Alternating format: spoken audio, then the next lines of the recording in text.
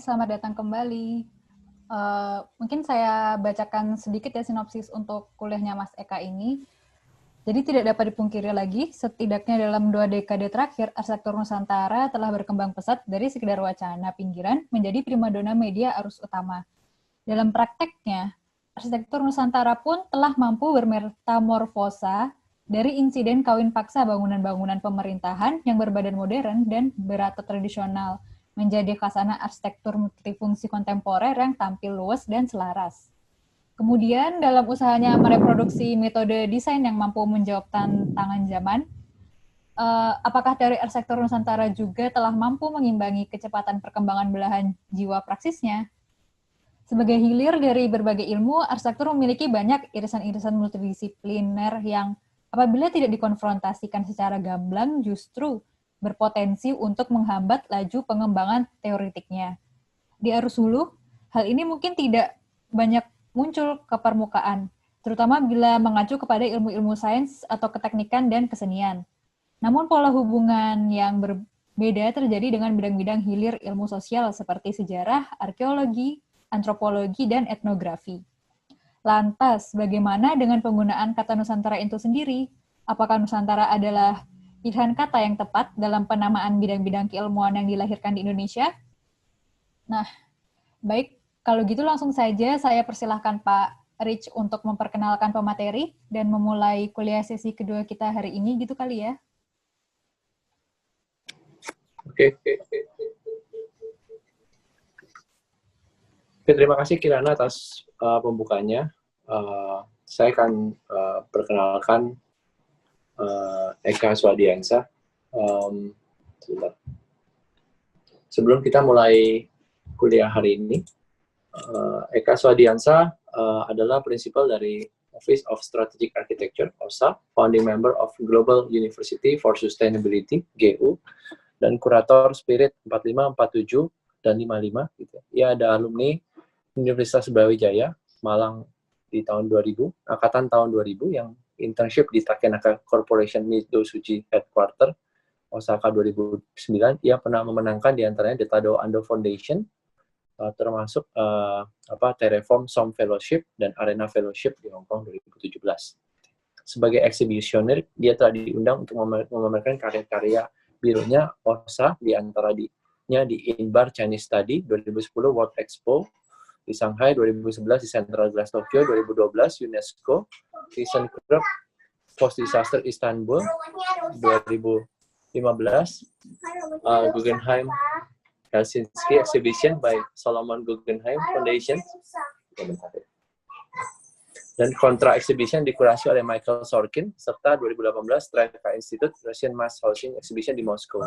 Tahun 2017 ia melakukan mini solo exhibition pertanyaan di Galeri Library de Impressions La République di Paris. Sebagai kurator, ia telah mengkurasi Roundtable Architecture di Rise of Asia 2018, di Université Paris 1 Panthéon Sorbonne, dan Université de Le Havre de Normandie di Le Havre de Normandie. Spirit 45, Sinar Fontaine Bartholdi, Lyon and ENSA Paris Lafayette di 2018, Spirit 47 di Lingnan University Hong Kong, Lecture Conference, Exhibition Series, di Spirit 47 ia mengkurasi 65 karya gubahan 13 arsitek muda Asia dari 7 negara yang berbeda, termasuk diantaranya adalah mantan anak didik Tadao Ando, Norman Foster, Zahadi, Toyo Ito, serta alumnus dari AA School, Berlage Institute, University of Oxford, UCL, NUS, TU Delft, HKU, UNSW, and RMIT. Dari sini sebenarnya saya coba berikan pengantar untuk kelas teori di Nusantara ini. Saya hubungkan dengan beberapa kuliah di 7 do and don't yang dibahas oleh Budi Gunawan, bahwa teori adalah sebuah cara memandang sebuah permasalahan. Dikaitkan oleh Pak Ananda Widyarta juga dalam membahas kritisisme dari segi teori, beliau juga melihat bagaimana kita melihat sebuah kotak, misalnya kalau Undingan dari sebuah gajah misalnya, dari sudut pandang yang berbeda-beda. Yang kemudian beberapa sudut pandang yang berbeda-beda itu bisa melengkapi sebuah pemahaman utuh dari sebuah istilah yang diperbincangkan. Istilah tersebut diturunkan untuk kemudian ditelisik lebih lanjut, dicapai kedalamannya, jadi tidak hanya luas tapi juga menyelam lebih jauh dan lebih dalam lagi. Jadi sebagai metaforanya ini sebagai sebuah proses dive in, menyelam lebih jauh, lebih dalam, sedalam-dalamnya, kadang-kadang sampai kehabisan nafas, dan kemudian muncullah sebuah kenikmatan tersendiri begitu menyelam samudra, seperti itu. Jadi saya persilahkan mungkin ya Eka untuk bisa videonya di turn on dan share screen mungkin Eka. Selamat siang. Terima kasih.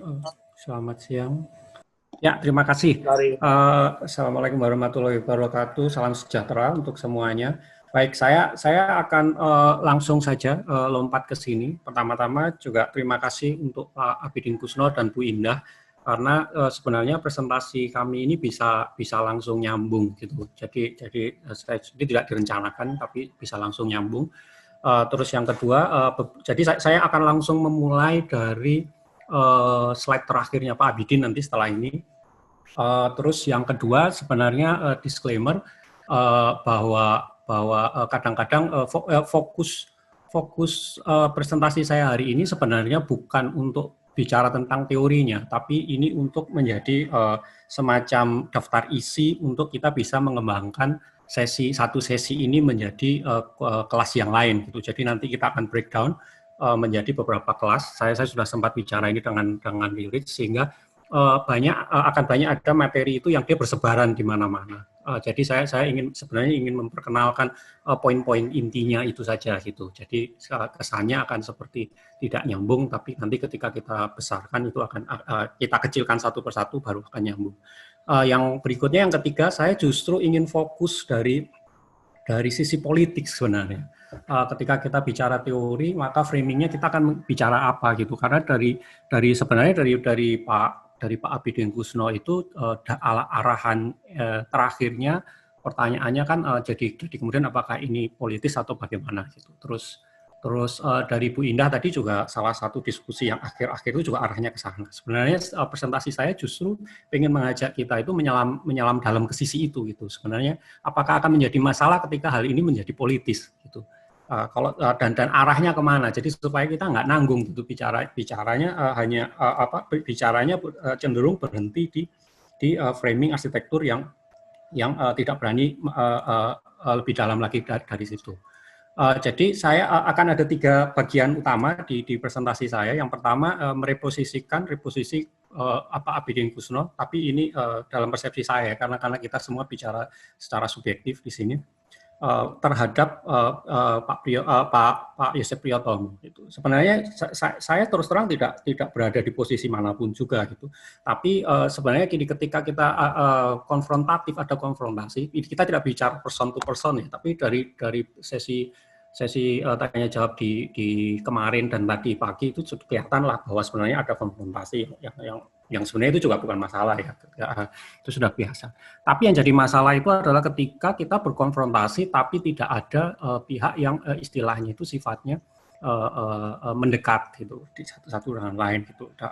Dan saya akan mulai dari sini. Saya berterima kasih sekali dengan Pak Abidin. Ini menarik sekali. Dan saya akan langsung mulai dari nomor 5 gitu, dari Pak Yosef Priyotomo. Ini yang sebenarnya ketika kita bicara dalam ranah buku itu menjadi sangat-sangat multi interpretatif. Tadi saya harap nanti kita bisa follow up lagi di presentasinya, karena dalam presentasi ini nanti saya justru akan di belakang fokus di barang yang sifatnya aktivitas, bukan membaca dalam tanda kutip buku gitu. Karena kemudian justru karena masa pandemi ini sebenarnya Pak Yosef dan teman-temannya itu justru sudah melancarkan 16 webinar dalam kurun waktu selama pandemi gitu. Dan sebenarnya kalau kita memang niatnya pengen tahu, itu kita buka aja satu-satu, itu jelas kok sebenarnya. Kalau kita baca buku itu agak repot karena tidak ada multi interpretatif. Kalau kita lihat webinar itu kan yang bicara orangnya langsung gitu ya. Nah, saya tidak akan banyak bicara di sisi itu. Saya hanya ingin menunjukkan saja sebenarnya. Jangan-jangan yang kita maksud dari apa pandangan kita terhadap Pak Yosef itu sebenarnya bukan itu gitu. Saya akan mulai dari ini, bahwa sebenarnya menurut saya konsep yang diajukan Pak Yosef itu clear sekali sebenarnya, jelas sekali. Ketika kita bicara regional kritis in regards to Frampton terutama, bahwa itu adalah part of modernization dan internationalization, bahwa sebenarnya itu adalah bagian di antara ranah neo-modern dan purna modern yang sifatnya itu di mana globalnya itu kemudian supaya memiliki apa istilahnya media untuk masuk ke dalam ranah teritori regional, yang kemudian dibangun ulang oleh Mangunwijaya, dan ini ada bukunya Bu Maria, disertasinya Bu Maria, yang itu berusaha dibalik bahwa yang regional itu ada di atas lingkup globalnya. Jadi kalau kita bicara kata frasanya sebenarnya juga cukup jelas, global yang meregional dan yang satunya regional yang mengglobal. Lalu ini yang kemudian muncul juga di sinopsis saya adalah penting untuk kemudian kita memunculkan konfrontasi itu secara apa adanya. Seperti misalnya ini, apa siapa, Eropa versus Nusantara, itu apa adanya gitu. Nggak usah terlalu banyak. Dan ini menurut saya ini benar-benar apa adanya gitu. Dan tawarannya juga jelas gitu. Tradisional vernakular Nusantara, yang satu bahwa tradisional itu bicara antropologi kebudayaan, terus ini yang saya sendiri agak kurang setuju yang ketika kita masuk ke ranah vernakular. Kenapa nanti saya akan bicarakan, sementara Nusantara itu sifatnya arsitektur. Ini sendiri yang saya rasa juga saya masih meraba-raba, karena kalau saya lihat dalam konteks, nanti saya akan beri contohnya, definisi arsitektur itu kan sudah jelas ya. Jadi kita bicara denah tampak, potongan, struktur, dan lain-lain, dan lain-lain. Kalau saya melihat sebenarnya apa yang dituju oleh Pak Yosep dan teman-temannya adalah bahwa yang endingnya adalah arsitektur. Ketika kita bicara narasi, tidak ada masalah ketika narasi itu mulainya dari mana saja. Bisa jadi saya salah ya, karena itu kan tergantung beliaunya gitu. Tapi selama endingnya itu selalu jadi badan utama yang dibahas itu arsitektur, itulah yang dimaksud dengan arsitektur Nusantara. Tapi ini akan memunculkan masalah tersendiri, terutama dengan vernakular. Tapi nanti saya akan bahas itu pelan-pelan. Dan kemudian ketika kita bicara badan tubuhnya, itu juga sangat jelas. Kita bicara time frame-nya itu jelas, 45 kita bicara Indonesia, 800 sampai 42 itu Hindia Belanda. Nah sebelum 1800 ini kan memang kita biasa bicara itu Nusantara, itu sesuatu yang sebenarnya sudah konsensus. Kalau itu mau dibicarakan lagi ya boleh saja gitu, tapi kita tidak bisa membicarakan itu sebagai arsitek, itu bukan ranahnya kita gitu. Ketika kita bicara ini, tapi menurut saya ini sudah konsensus gitu. Dan ketika kita bicara itu barangnya jelas, dan kemudian ketika kita bicara arsitekturnya, ya tinggal ditambahin kata arsitektur Indonesia, Hindia Belanda, dan arsitektur Nusantara. Dengan catatan yang paling penting itu ini, yang di bawah sendiri. Nusantara ini pinjam nama Majapahit, bukan sinonim Majapahit, bisa mencakup Asia Tenggara.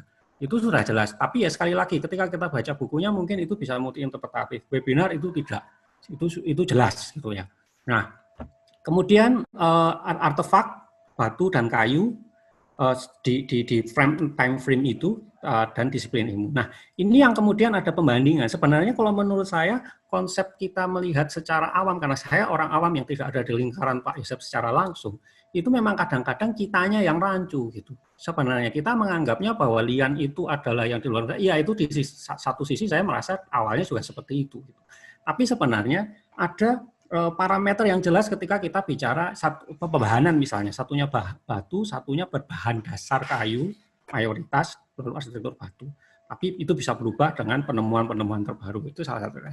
Nah, tapi ketika kita bicara misalnya kajian teorinya, misalnya Pevsner, ini yang menjadi. Jadi ini semua adalah slide-nya Pak Yosep di kuliah itu. Saya hanya ingin mulai dari standing point yang memang yang saya istilahnya bicarakan itu memang benar-benar arsitektur Nusantara versinya Pak Yosep, bukan arsitektur Nusantara versi Pak Yosep yang dibaca oleh orang lain gitu.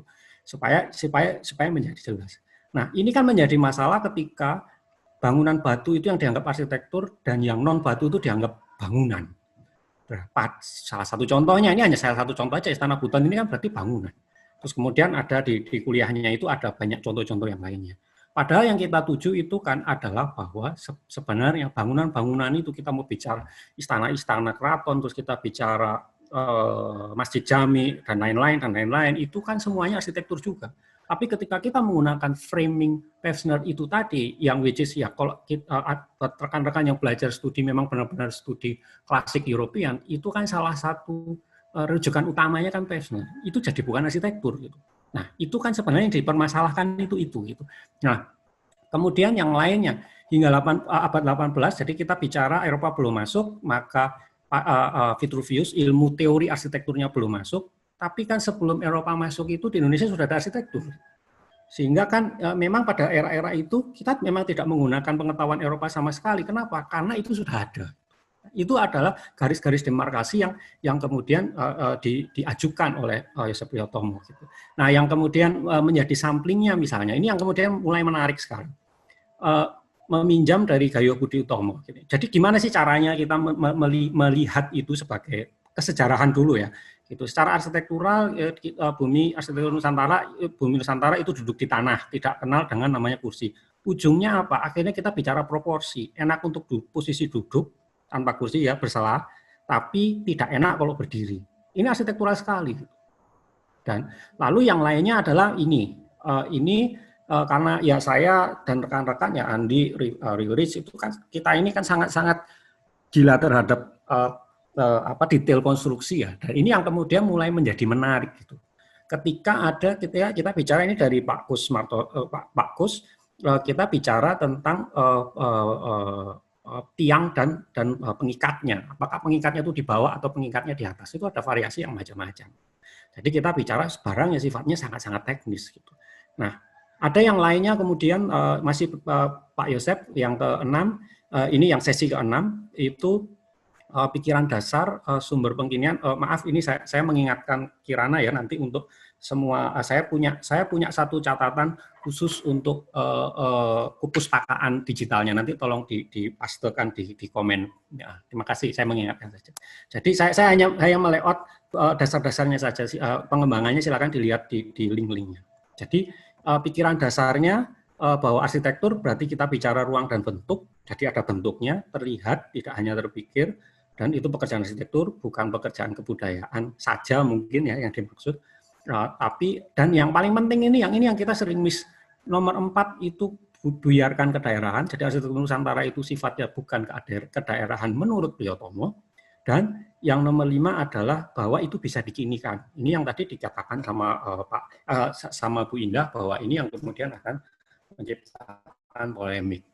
Nah, sumbernya bisa macam-macam gitu. Jadi ada macam-macam. Tapi yang paling penting yang di bawah, ini harus ditransformasi, tidak boleh di-copy. Jadi bukan copy paste. Jadi ketika kita kemarin ada banyak pertanyaan sebenarnya di berbagai macam acara, ketika bicara Nusantara, apakah ini berarti joglo atau menjadi joglo? Ya enggak juga. Gitu. Dan ketika itu sudah ditransformasi, juga sudah ada sistem cara menilainya. Gitu. Dan ini dipinjam dari Robert Stern. Jadi ini persentase. Gitu.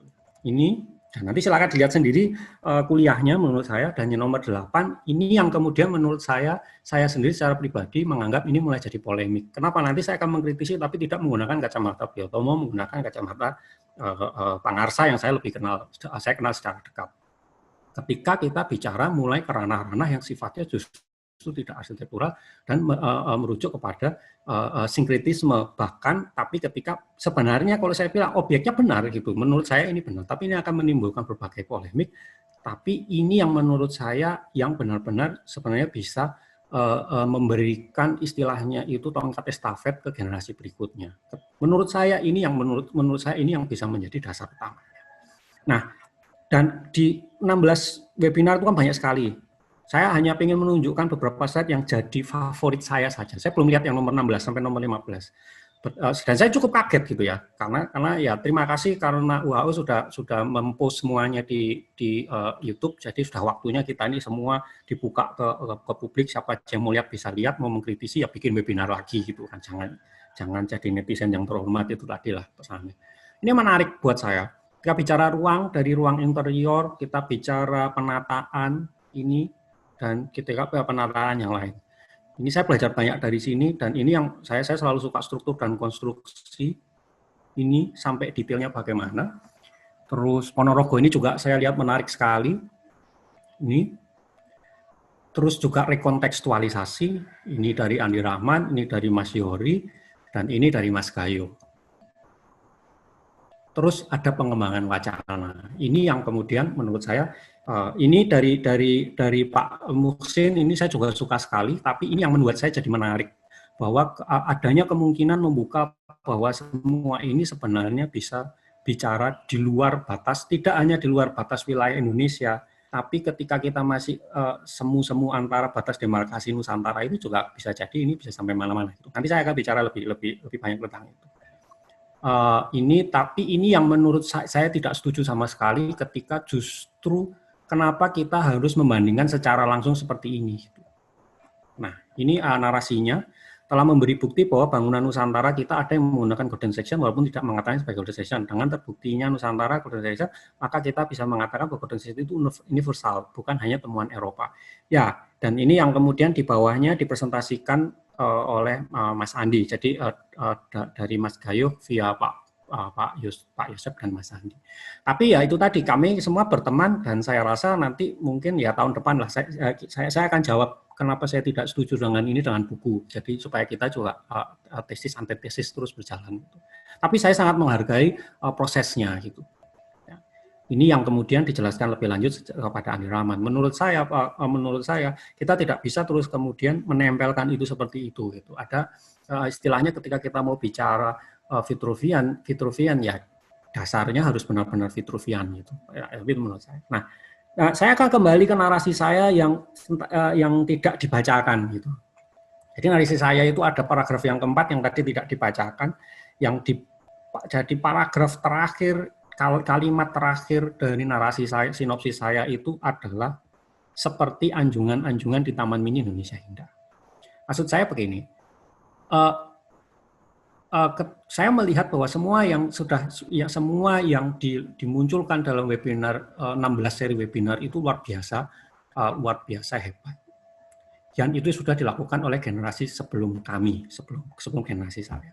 Nah, harusnya generasi kami itu bisa mengambil itu dan membawa ke tahap berikutnya, bukan melanjutkan itu begitu. Menurut saya itu.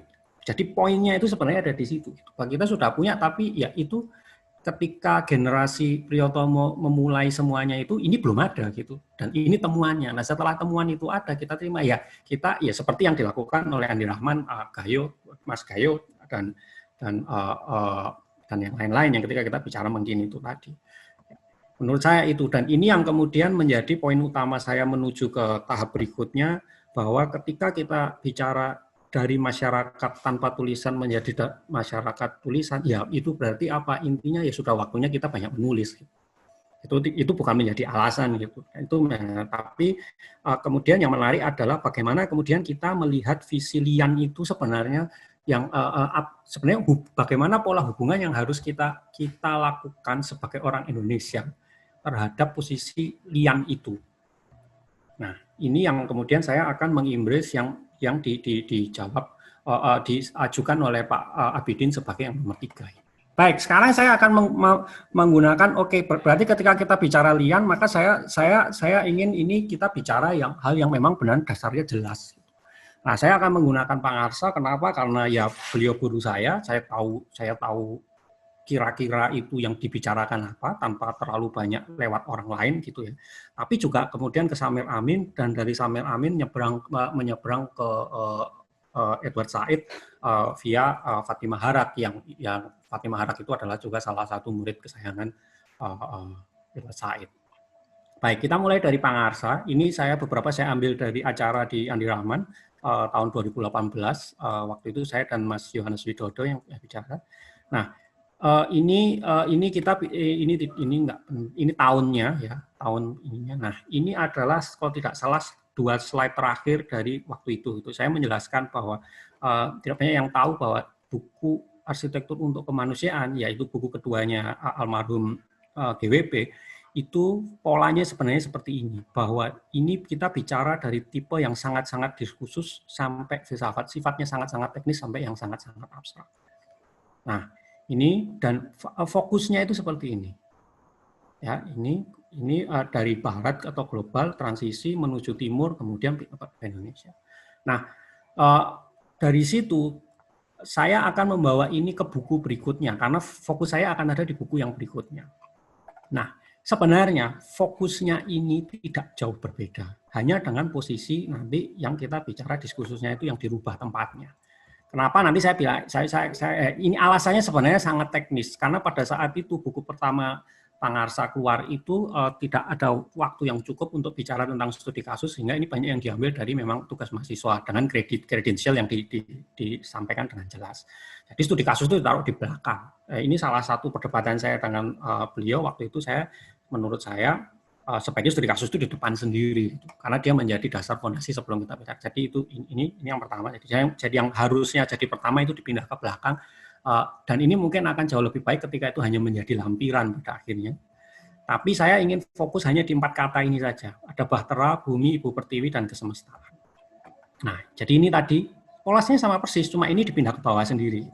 Jadi mulainya yang ini di bab 1 itu ada di dialektika Barat. Nah, saya akan mengambilkan hanya satu contoh visualisasi karena menurut saya GWP itu sangat kuat di sisi itu, gitu, visualisasi konsepnya. Bahtera halaman 12 berarti bicaranya itu dari konteks kebudayaan atau lebih jauh lagi ke politik kebudayaan. Kemudian bicara contoh arsitekturalnya meskipun kita bisa mengatakan terhadap contoh-contoh yang pre-architecture, tapi terus mulai bicara, ketika kita bicara budaya yang sifatnya itu ke timur kelokalan, itu menjadi mulai terlalu abstrak menurut saya pribadi. Dan itu memang seperti itu adanya, gitu ya. Itu memang seperti itu adanya. Jadi, tapi ada banyak hal menarik di buku itu yang kemudian menjadi dasar saya untuk memikirkan banyak hal, terutama pemisahan yang jelas demarkasi antara ruang dan waktu, dimensi ruang dan waktu. Ini nanti kita gunakan lagi di belakang. Lalu kita bicara filsafat, tapi filsafatnya sudah ke ranah ketuhanan. Waktu itu saya juga banyak tidak setuju dengan sisi itu, dalam artian begini, ketika saya tanya waktu itu, Pak Gali ini sebenarnya bikin buku ini untuk siapa sebenarnya? Kalau kita bicara ini untuk buku ajar kuliah, ya ini enggak. Ini saya aja juga enggak bisa sampai sekarang gitu. Ini kan perlu, karena saya di Pak Gali itu kan tidak hanya belajar arsitektur, belajar agama juga, tapi kalau kita harus paham secara arsitektur, arsitek harus paham sampai ke ranah ini akan sangat-sangat susah gitu. Dan ini yang kemudian sering membuat buku ini justru jadi tidak banyak dilihat. Padahal kalau menurut saya kita menggunakan metode-metode di bab awal-awalnya ini sangat-sangat bisa berguna, seperti yang kita lakukan sekarang. Jadi ketika kita bicara di terakhir, bahasanya ini sudah sangat-sangat berat. Maksudnya gini ya, kalau kita hanya memahami itu secara hermeneutikal, ya ini ada artinya gitu. Tapi ketika kita memposisikan itu sebagai laku, sebagai apa yang kita lakukan sehari-hari, itu yang menjadi sangat-sangat berat. Jadi yang kemudian saya sebut sebagai sinkretisme arsitektur Nusantara dan itu saya sampaikan secara jelas kepada beliau waktu itu karena diminta pendapatnya waktu. Nah, tapi ketika kita mulai di ujung awal itu tadi, bahasanya ini sangat-sangat spontan. Dan ini kalau mau kita bicarakan ini secara gamblang, ya ini sama persis seperti yang disampaikan Pak Abidin dengan nomor 3 itu tadi. Nah, kemudian pertanyaannya adalah yang sebenarnya waktu membuat PowerPoint di acara ini saya juga banyak bertanya-tanya, itu pertanyaan saya adalah sebenarnya kok arahnya kok bisa ke sana ya gitu. Kenapa ya gitu. Dan kebanyakan orang selalu mengasosiasikan itu kepada yang nomor 4, kepada Dennis Lombard, karena ya beliau kan belajarnya dari Dennis Lombard, bicaranya Nusa Jawa dan lain-lain. Tapi menurut saya tidak. Menurut saya ini kuncinya ada di sini. Kuncinya ada di globalisasi dan eurosentris. Yang intinya sebenarnya setiap bahasan-bahasan di sini ketika kita hilang, kompasnya itu selalu ini. Nah, ini kenapa kok saya membawa buku Merah Putih sebagai cara kita membedah lian dari sisi yang lain. Untuk kita mencari kompas aslinya itu bagaimana kira-kira bisa diterapkan. Tapi ya ini jadi interpretasi, bukan versi Priyo Tomo lagi gitu ya. Nah, dari situ justru kemudian saya lompatnya ke Samir Amin. Kenapa? Karena ya saya punya bukti-bukti yang kuat bahwa ternyata Pak Galih ini dulu waktu di Perancis juga banyak belajar dari Samir Amin. Nah, dan masalahnya ini kan sekarang begini, ketika kita sudah ada demarkasi yang jelas, ada pengkondisian di Indonesia mana ilmu yang boleh dipelajari dan mana yang tidak boleh dipelajari, mana yang boleh diajarkan dan mana yang tidak boleh diajarkan, itu yang menjadi pengembangan teori kita jadi susah. Nah, saya bisa bayangkan ketika Samir Amin tidak bisa dibawa pulang ke Indonesia, ya yang tersisa itu apa? Ya salah satunya sinkretisme. Gitu. Ya sinkretisme kalau mungkin kita bicara kita dalam posisi yang sudah muksa, kita sudah cukup bijaksana itu bisa. Tapi kalau saya belum mampu. Gitu. Nah, saya akan mengembalikan itu, merestart itu kembali ke arah yang menurut saya ranah-ranah yang jadi bisa didiskusikan. Nah. Ini ada di kepustakaan yang saya kirim ke panitia. Jadi Samir Amin buku yang paling terkenal ini yang Eurocentrism. Ini sederhana saya akan bikin sangat-sangat cepat. bahwa kita selalu mulai dari East-West. Ya, sebenarnya itu adalah East-West Civilization Conflict. Menurut Samil Amin, almarhum, itu bermula dari pertikaian antara Arab World dan European Civilization. Ya, tapi terus kemudian menurut Samil Amin, at least ada 3 sistem yang sebenarnya memulainya, bukan konfliknya, tapi civilization-nya. Yang pertama kita bicara tentang tentunya yang ada di senternya history yang kita pelajari sekarang, sejarah yang kita pelajari sekarang adalah Ancient Mediterranean, yang itu macam-macam, kemudian ancient China dan ancient India. At least dia bilang tadi kan.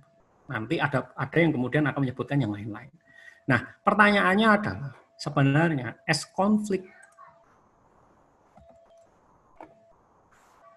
conflict rose, capitalism began from the periphery. Jadi mulainya itu ada di pinggiran Mediterranean system. Ini yang kemarin juga ikut disebutkan sama Pak Abidin. Istilah yang bicaranya adalah tengah dan pinggiran, center dan periphery. Ini juga banyak digunakan oleh almarhum Pak Galih.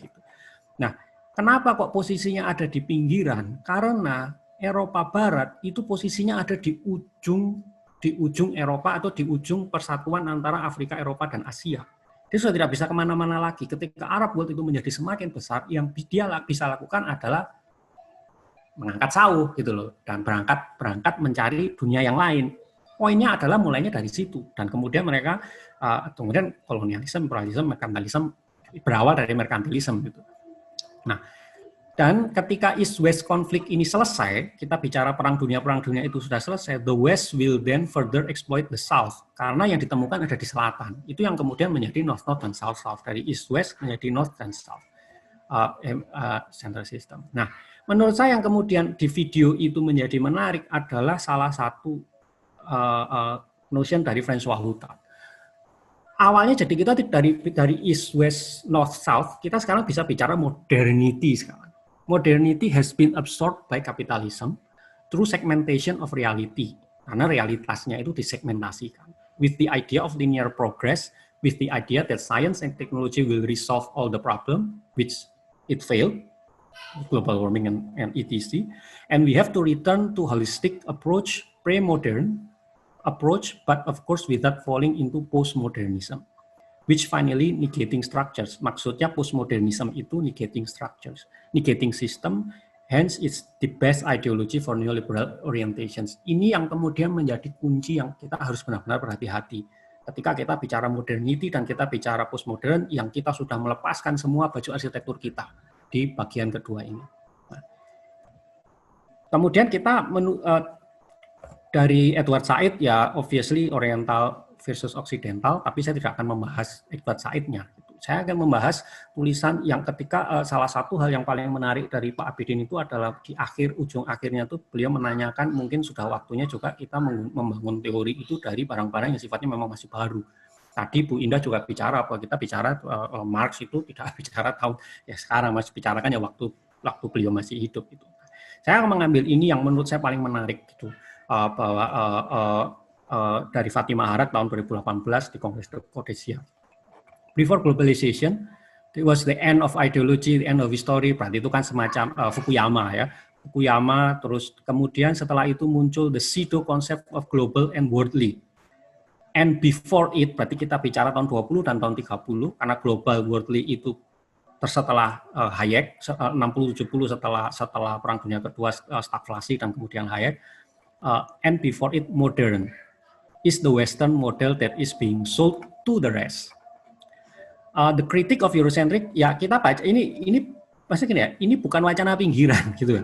Kalau terus karena masalah gini, ketika orang Indonesia menganggap ini wacana pinggiran, ya agak repot juga ketika kita sistem membacanya itu tidak ada di center gitu. Ini wacana yang sudah menjadi konsensus di mana-mana gitu.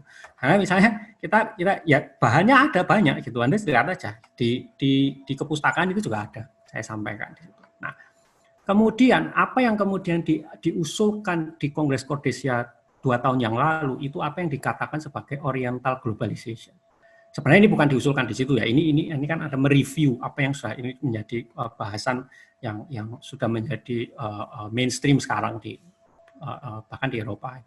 Discipline of Global History, Critic embodied Eurocentrism, tapi dalam bukan Eurocentrism tapi Oriental globalization.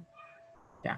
Nah, ini meng-create apa yang namanya the School of World History yang baru.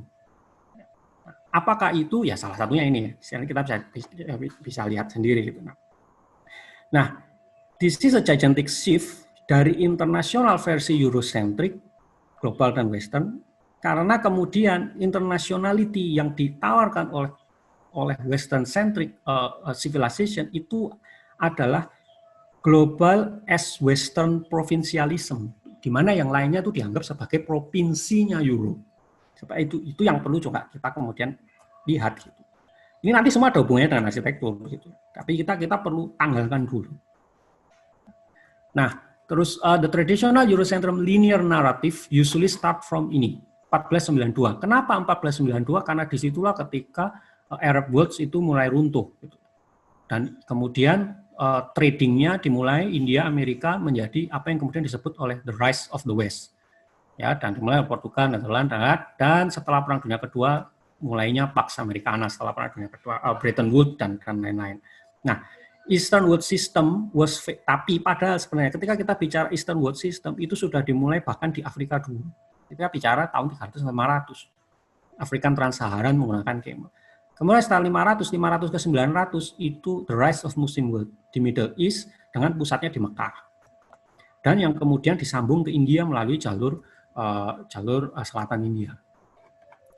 Nah, critical regional empires ini berlanjut terus.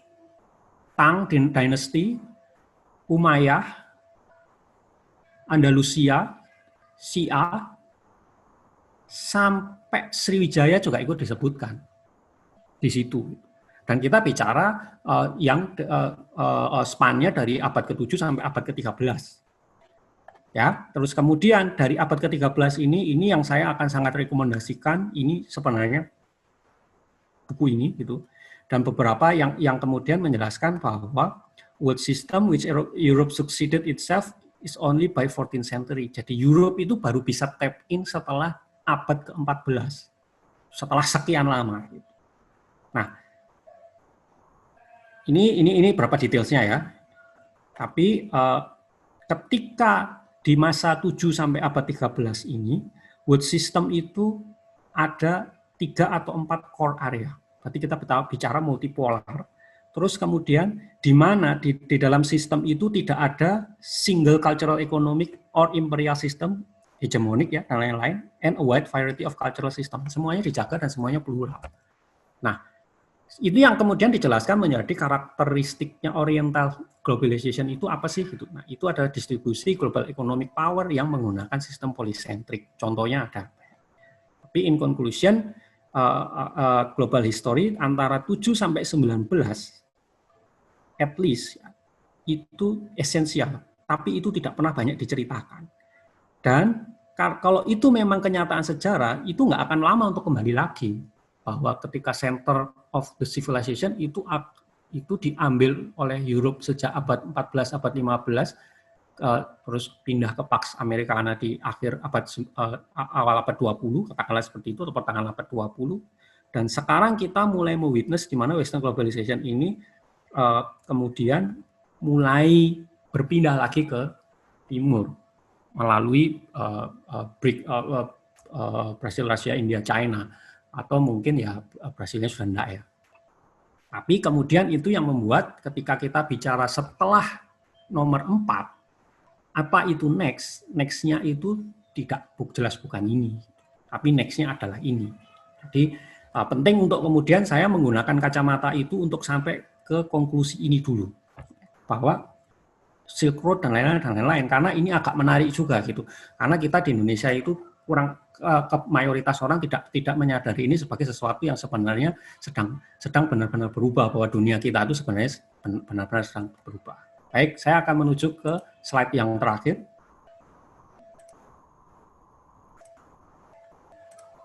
Nah, di slide yang terakhir ini file yang terakhir ini saya akan kemudian mengembalikan semuanya ke ranah arsitektur. Sebenarnya apa sih fungsinya kita menggunakan bikin kacamata itu tadi, bikin teropong itu tadi gitu.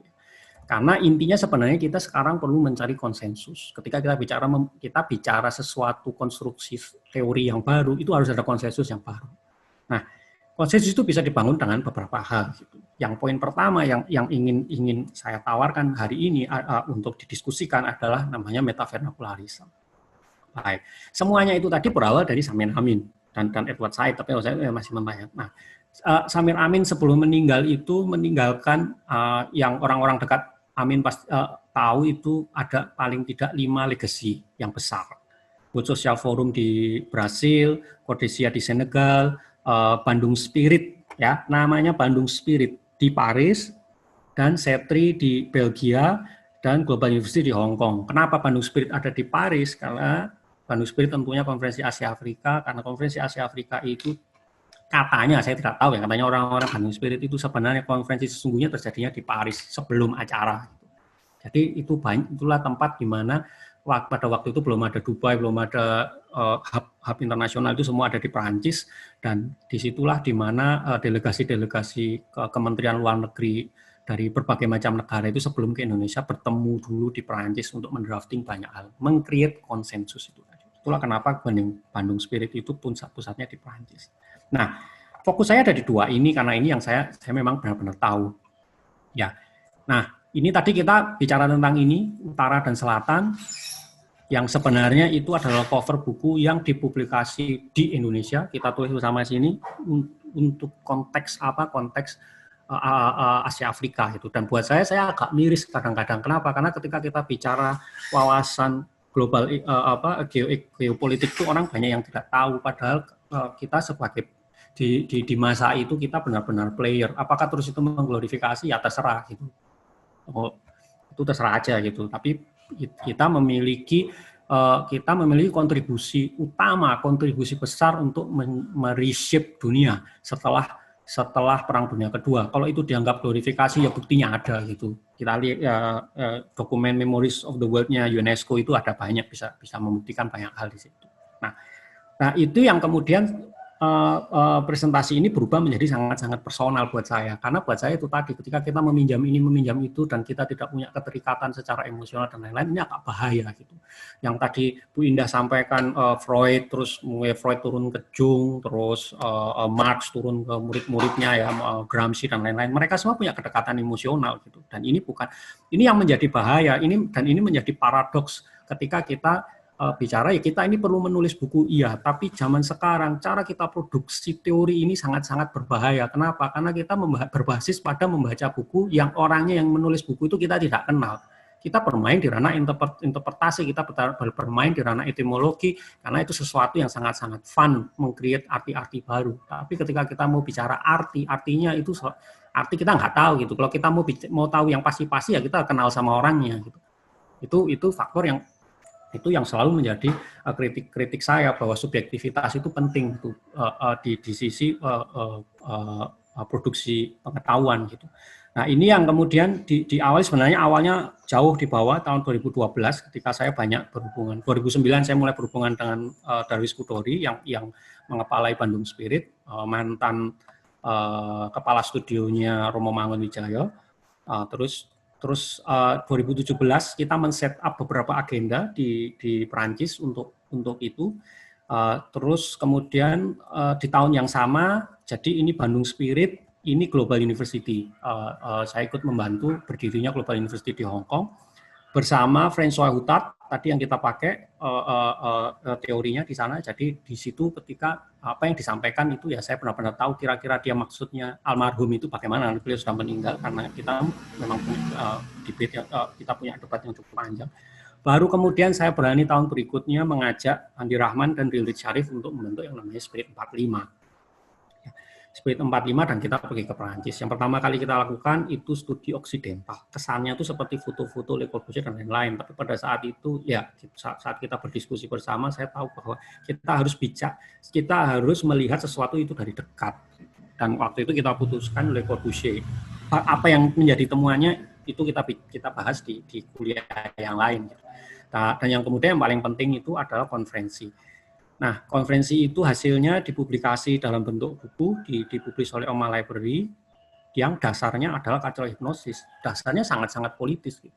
Bahwa ya arsitektur at some point memang harus berani bermain di ranah itu.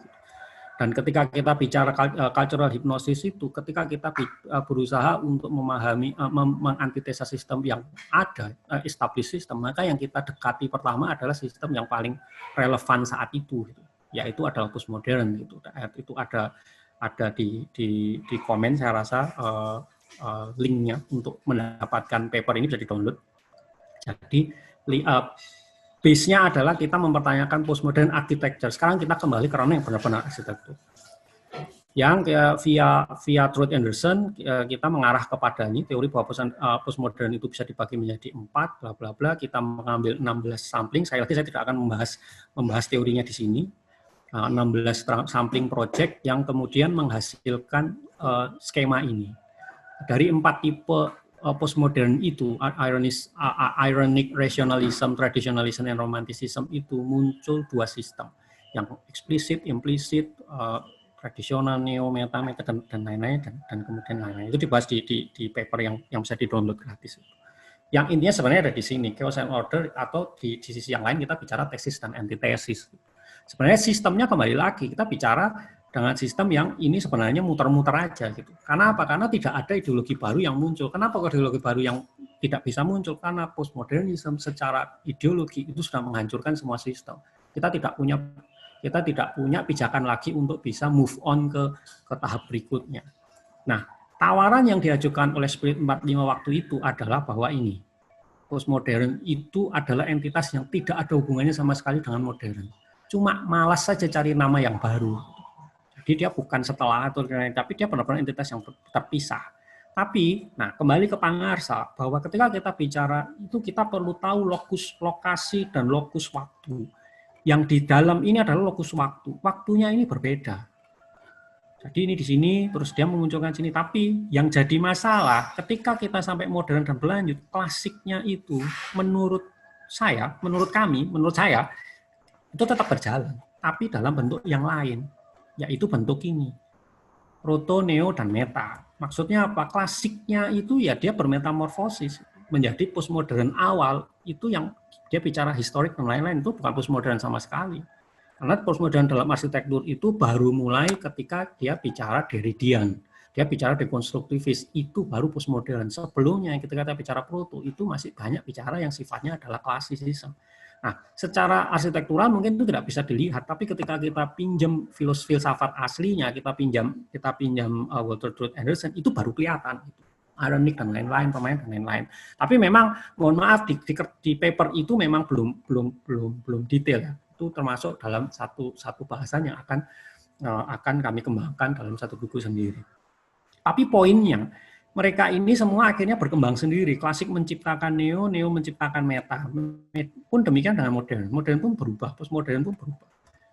Nah, ini yang kemudian ya di luar itu semua kami mengkurasikan pameran dan kuliah tamu di 2 kampus yang konteksnya akhirnya kita bicara kuratorial yang dalam skala tidak terlalu politis. Kontekstual form making, kita bicara form, kita bicara sintaks, kita bicara hubungan antara desa dan kota, dan kita bicara tentang residensial dan lokus besar kecilnya. Kita bicara budgetingnya, kita bicara apakah itu proletarian, apakah itu bourgeoisie dan lain-lain. Tapi kemudian salah satu halnya itu yang tepat di tengah buku itu kita ada unfinished manifesto bahwa sebenarnya harusnya kita tidak berhenti di Perancis. Kenapa kok kita memilih Perancis? Karena faktor Le Corbusier, dan yang kedua adalah di paper itu dijelaskan masalah utama yang muncul dari studi literatur itu adalah Louvre.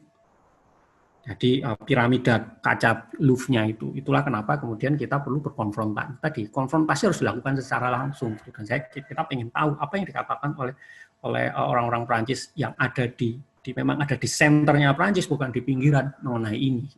Tapi ya dari situ kami mengatakan bahwa ya ini harus dilanjutkan betul spiritnya, bahwa ya gimana gerakan Asia Afrika itu yang memulai Indonesia. Indonesia di saat Asia Afrika itu akan diinisiasi, itu kan mulainya sebenarnya bukan tahun 55. mulai tahun 1947. Kalau yang kita benar-benar tahu sejarahnya, si Afrika itu sebenarnya mulainya dari tahun 1947 gitu. Dan 47 itu yang merdeka baru Indonesia dan Vietnam, yang lainnya belum ada yang merdeka. Itulah kenapa Indonesia itu dilulukan sebagai pemimpin di saat itu. Nah, itu yang kemudian kami lakukan tahun lalu di Hong Kong, kita mengekspand Spirit 45 menjadi Spirit 47 dengan menggunakan, jadi ini sekali lagi, forum itu penting, posisi lokasi politisnya itu ada di mana. Ketika tadi kita bicara Rise Asia dan lain-lain Perancis itu kita bicara menggunakan kendaraan Bandung Spirit, maka yang berikutnya kita menggunakan kendaraan Samir Amin yang lainnya yang ada di Asia, yaitu di Global University. Pendekatannya sebelum kita, jadi intinya ini cukup aneh sebenarnya, banyak yang bertanya-tanya sama saya agak susah menjelaskannya. Kami ini orang-orang Indonesia bikin acara di Hong Kong yang memfunding pemerintah dari China, ya sekedarnya ya, karena ini kan acara sekedarnya, yang penting kita mengumpulkan arsitek-arsitek muda di Asia, enggak banyak orangnya, cuma sedikit. Tapi panitianya kita gitu loh. Nah, itu bisa dilakukan karena kita harus dengan hati-hati mengajukan proposal yang membahas itu secara ideologis, bukan secara arsitektur. Dan itu faktornya harus ada kedekatan dan lain-lain, dan istilahnya kedekatan secara teori maupun secara personal, dan itu yang kemudian dibawa proposal Spirit 45 itu membawa serta François Hutat, Samir Amin, Gali Wijil Pangarsa, dan Darius Kudori. Karena ternyata Gali Wijil Pangarsa itu juga namanya cukup familiar di Perancis. Akhirnya saya juga berjumpa dengan beberapa teman-teman lamanya dulu, yang bukan Indonesia, yang ada di Perancis. Dan ini yang kami kumpulkan, orang-orangnya nggak banyak, 14. Tapi karena kami ingin bicara fokus ya di situ, tapi dari situ terus kemudian kita bicara, kalau mau dibilang PEX ASEAN ya boleh, terserah, pan ASEAN atau gimana, kok dianggap itu old school ya enggak apa-apa juga saya gitu. Buat saya sih yang penting kita cari teman baru gitu. Yang kemudian itu dibukukan di buku Spirit 47. Nah, sekarang pertanyaannya adalah apa tawaran yang diajukan oleh Spirit 47? Pertama, dari kita bicara tentang mendekonstruk apa itu postmodernism, kemudian tawaran berikutnya adalah kita mencoba merecreate postmodernism ala kita sendiri. Kalau itu terus dikatakan apakah seluruh dunia melakukan itu, ya terserah aja gitu. Buat saya sih terserah aja. Yang penting kan pertanyaannya apa yang menjadi kontribusi kita di saat ini gitu. Dan itu yang kemudian kami sebut sebagai ASEAN kontekstual retrospektif. Ketika kita bicara retrospektif yang kontekstual itu juga bukan hal yang mudah, bukan barang yang mudah. Tapi lucunya kami justru mengambil framework dari early modernist dan early postmodernist arsitek Siam dan tim X. Kenapa? Karena kita perlu belajar sebenarnya gimana sih gerakan arsitektur modern itu dimulai. Gitu. Dan ternyata itu dimulai dengan cara yang sangat-sangat sederhana. Mereka kumpul-kumpul, intinya kan gitu. Nah, kenapa juga kita nggak kumpul-kumpul? Akhirnya kan begitu.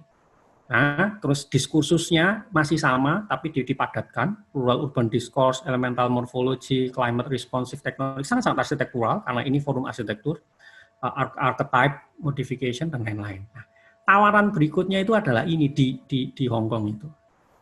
Sekarang kita mulai memasukkan entitas geopolitik. Yang ini adalah North-North, yang ini adalah South-South.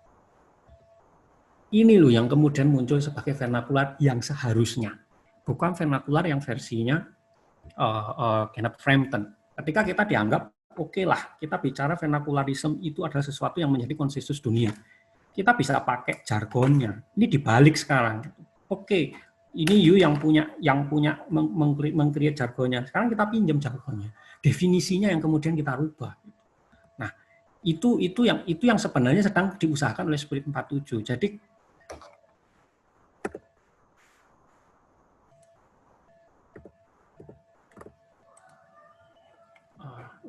jadi pada akhirnya ini semua ini bahkan vernakular pun juga berubah. Dan ini kita bisa bicarakan ini di Indonesia, seandainya kita substitusi langsung ya. Ini belum menjadi satu badan teori ya. Ini kan ini masih on progress ya. Tapi kita paling gampang itu kan cari contoh gitu ya. Kita bicara vernakular, ini yang tadi mungkin disebut oleh Pak Yosep sebagai pre-1800 itu.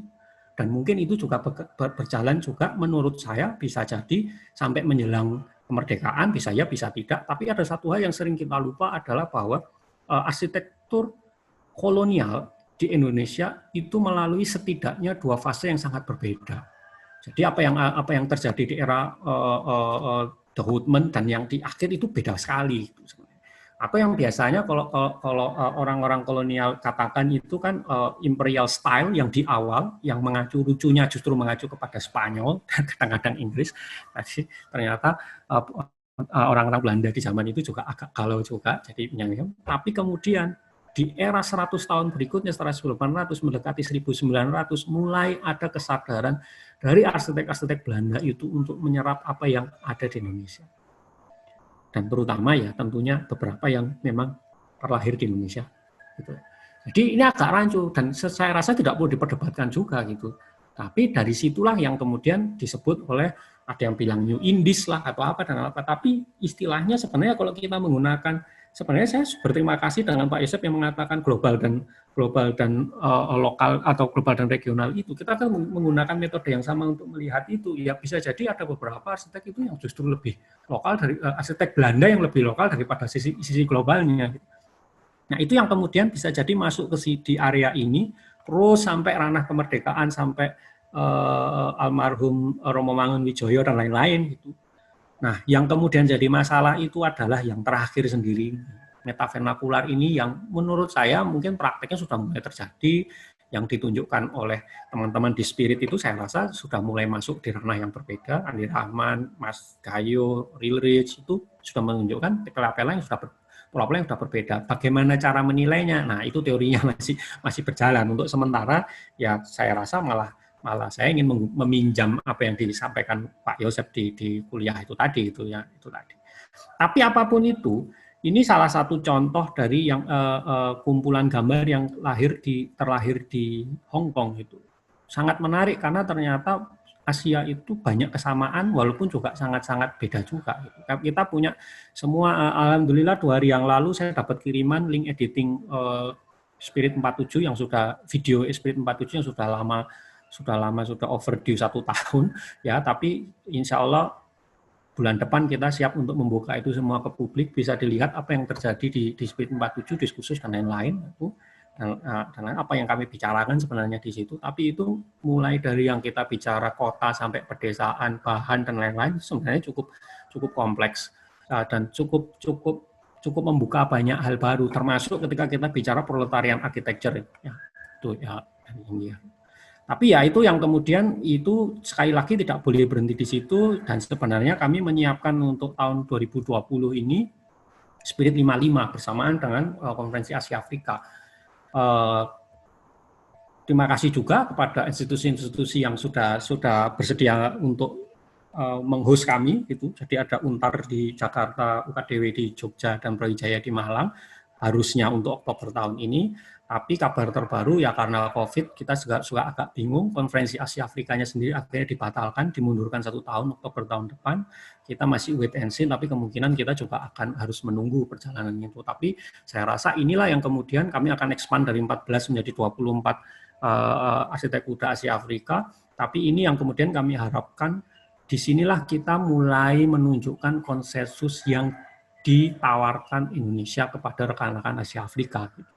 Fakta sejarahnya ada, kita bicaranya juga nggak ngalor ngidul, dasarnya ideologis iya, tapi konsepnya harus sangat-sangat arsitektural iya, ada barangnya, ada denah tombak potongannya, ada diskursusnya dan lain-lain. Itulah kenapa kami merencanakan kegiatan yang memang akan berjalan dari ujung sampai ujung Jawa, dari barat sampai timur, dan kita akan membawa rekan-rekan itu ke berbagai macam karya arsitektur, termasuk Romo Mangunwijoyo, Maclean Pond, dan termasuk sampai yang kontemporer ya. Dan juga itu adalah layer-layer history, layer-layer sejarah yang kita perlu kita compile bersama. Gitu. Nah, kemudian yang kedua, yang terakhir tawarannya adalah yang terus kemudian saya sebut Nusantara. Ini yang akan menimbulkan banyak polemik. Tapi menurut saya ya untuk sementara mohon diterima dulu. Kayak ini juga belum ada konsepnya gitu. Ditunggu sampai bukunya keluar, mohon ditunggu bukunya keluar. Tapi ini tidak akan keluar sampai akhir tahun ini karena tahun ini saya masih ada banyak kewajiban yang lain. Nah, saya justru berterima kasih sekali dengan sesi Pak Abidin yang menunjukkan banyak sekali pertanyaan yang sangat kritis. Dan menurut saya pertanyaan kritis, konfrontasi itu selalu penting untuk kita bisa mendefinisikan apa yang sedang kita bangun. Saya merefresh semua pertanyaannya, tapi itu sangat-sangat kontekstual. pertanyaan yang pertama, apakah konsep Nusantara itu glorifikasi? Apakah Majapahit itu kerajaan penjajah? Ada pertanyaan itu kemarin. Maksudnya tidak secara itu ya, saya sementara Majapahit adalah bla bla bla bla bla, tapi poinnya kan itu. Nah, ini yang biasanya orang pakai ya, bahwa Indonesia itu besar, ya orang kalau bicara bosan dan lain-lain gini, memang kenyataannya seperti ini. Kita lihat aja ini zona waktu ya, zona waktunya ini segini banyak. Nah, ini, nah, kemudian saya ingin bicara kembali ke Samir Amin. Pentingnya kita kemudian melepaskan itu tadi jaket, kita melihat kembali lagi dari Samir Amin. Menurut Samir Amin tadi, Eropa itu bisa kuat karena dia kepepet. Posisinya dia kepepet sama Arab World, akhirnya dia mencari jalan untuk keluar. Adanya sisanya air, ya dia lari ke air. Eropa ini sebenarnya posisinya sangat-sangat tidak strategis, dia ada di ujung dari 3 kontinen besar. Apa bedanya sama Indonesia? Indonesia itu ada di ujung juga. Salah satu keuntungan kita itu sebenarnya justru karena kita tidak berhubungan langsung secara daratan. Kalau kita berhubungan langsung secara daratan, mungkin sudah banyak konflik, kita mungkin diinvasi dan lain-lain. Nggak usah nunggu Belanda untuk invasi itu datang. Tapi poinnya justru di situ, ketika kita itu benar-benar ada di ujung, disitulah kita bisa benar-benar berbalik arah. Kita kembali lagi ke Eropa, inilah istilahnya itu perang barbarisme yang terjadi di era Roman Empire menuju Roman Empire, yang akhirnya menghasilkan Pax Romana. Yang kemudian Pax Romana itu yang menurut saya melahirkan Eurocentrism, mulai Hellenism, terus sambung sampai Pax Romana. Hal yang sama dengan yang terjadi di Indonesia. Itu sejarahnya sudah jelas, tidak perlu diperdebatkan lagi. Nah, ketika kita bicara bahwa fakta sejarahnya adalah kerajaan Hindu-Buddha yang paling besar, kerajaan yang paling besar yang pernah ada di Indonesia untuk saat ini sampai pengetahuan, karena sejarah itu kan selalu berkembang, selalu dinamis. Sampai nanti ditemukan kerajaan yang lebih besar, ya beda lagi. Tapi untuk saat ini, itu faktanya adalah ya Majapahit gitu. Tapi yang kita tidak paham itu adalah bahwa Majapahit itu hadir bersamaan dengan dinasti-dinasti yang lain yang sama kuatnya. Sehingga ini yang tadi dikatakan oleh Fatimah Harak sebagai polycentric globalization, bahwa Oriental globalization itu sifatnya polycentric, sangat berbeda dengan yang sifatnya Eurocentric yang itu berawal dari Roman Empire. Ini beda sekali. Kita hidup berdampingan, ada perang ya pasti itu. Tapi kita hidup itu bersama-sama. Saya akan memberi fakta arsitekturalnya. Ini adalah Galeri Bartholdi, jadi Fontaine Bartholdi di tengah-tengah kota Lyon. Saya dan Andi dan Rilrich ke sini berjumpa dan kita berseminar bersama teman-teman muda kami di Prancis, di Lyon, sama seumuran kami. Ada fakta menarik yang muncul di situ dan saya nggak menduga sebelumnya. Saya bilang ini cantik ya, kantornya dia ini aja di belakang ini persis. Gila ya kamu gini. Salah satu hal yang kemudian disampaikan oleh Stanislav Adolf yang mengundang kami ke Lyon itu adalah bahwa semua yang kamu lihat di sini di Lyon itu kota yang memiliki satu kota tua preservasi UNESCO World Heritage yang tidak boleh diapa-apakan. Semua yang kamu lihat ini adalah peninggalan Romawi, which is itu adalah peninggalan Italian. Kami ini bangsa Perancis, bukan bangsa Italia. Root kami ini berbeda, dan kami tidak boleh merubah itu. Di sini juga yang kemudian saya bisa mengajukan pertanyaan ini kepada, pulang dari sini saya ke makamnya Pak Gale, dan saya bilang ke beliau, gitu, mohon maaf Pak, Bapak salah. Ternyata pertentangan itu juga ada. Ketika kita bicara Eurocentrism, Europe itu juga tidak linear, Europe itu tidak singular. Lyon itu juga macam-macam, dan orang-orang Prancis yang ada di Lyon itu menyimpan itu gitu loh, permasalahan itu ya, yang ketika itu dianggap sebagai. Nah, pertanyaannya, apakah Majapahit itu seperti itu? Ya, kalau Anda lihat 16 webinar UHO yang sudah berjalan itu menunjukkan begitu banyaknya kebinekaan arsitektur di Nusantara. Berarti artinya apa? Artinya Majapahit itu tidak seperti itu. Sama seperti ketika kita itu mengadakan yang namanya konferensi Asia Afrika, Indonesia itu tidak pernah berniat untuk menganeks seperti yang dilakukan oleh Jepang ketika menginvasi Manchuria. Kita adalah bangsa yang meng-create pertemanan. Arsitekturnya membuktikan itu. Begitu arsitektur Nusantara yang dikatakan berpolemik itu ada macam-macam bedanya, itu artinya kita adalah bangsa yang istilahnya toleran. Jadi kalau enggak tidak akan ada gitu. Semua akan jadi semua akan jadi Majapahit, sistem Majapahit. Terus begitu Mataram berdiri yang lainnya dihancurkan. Faktanya kan tidak. Nah, pertanyaan berikutnya, apakah Majapahit bisa atau boleh menjadi representatif image dari Indonesia? Ya menurut saya itu pertanyaan yang saya juga bingung kenapa ditanyakan, karena itu sudah menjadi representasi kita. Kita bicara bendera, kita bicara lambang negara gitu ya. Kenapa kok bukan burung elang? Kenapa kok burung Garuda? Urusannya sama Wisnu, urusannya kepada kerajaan Hindu-Buddha. Apakah kemudian ketika Indonesia itu menjadi negara yang mayoritasnya Muslim, terus lambang negaranya mau dirubah? Karena tidak representatif dengan kondisi kita saat ini? Saya rasa tidak. Dan menurut saya ini adalah konsensus juga yang sudah disepakati bersama sejak berlama-lama, sejak sekian tahun. Dan kalau menurut saya siapa yang paling bertanggung jawab, misalnya kita mau tunjuk, bukan Soekarno juga. Saya yakin obrolan seputar Majapahit dan lain-lain, kenusantaraan itu menjadi menu utama obrolan sehari-hari di yang namanya kos-kosannya Hos Cokroaminoto gitu. Ya kan? Apakah itu sudah itu begitulah berjalannya sejarah gitu. Kita harus bisa menghargai apa yang sudah diteruskan ke kita. Nah, jadi ya itu sudah terjadi. Kenapa dibahas lagi gitu? Nah, apabila arsitektur Nusantara dianggap sebagai yang paling otentik, apakah ada yang otentik dalam arsitektur? Saya rasa tidak. Ketika kita bicara apakah kita belajar arsitektur Nusantara itu perlu untuk mencari jati diri, iya. Dan kalau kita berpraktek, kita bisa merasakan benar-benar manfaatnya seperti apa. Di tengah-tengah gempuran yang kata Pak Galih di buku itu dikatakan gempuran dimensi yang lain, dimensi cyberspace. Kita perlu pegangan. Tapi apakah terus itu mengklaim? Karena tidak ada yang mengklaim bahwa kita bicara arsitektur Nusantara sama dengan arsitektur Joglo, kan tidak ada. Itu sudah dijelaskan. Webinarnya ada, silakan dilihat. Nah, tapi ini loh yang jadi masalah. Apakah kita tidak benar-benar tidak perlu orientasi? Apakah kita mau benar-benar go global? Apakah kita benar-benar itu loh? Ketika kita paham kacamata geopolitiknya, kita akan paham apa yang dilakukan oleh postmodernisme adalah menghancurkan semua tatanan sistem, dan kita bicara neoliberal yang atau modernisasi itu atau modernity itu adalah sistem standar tunggal gitu. Ini sudah sampai ke Indonesia sekarang gitu.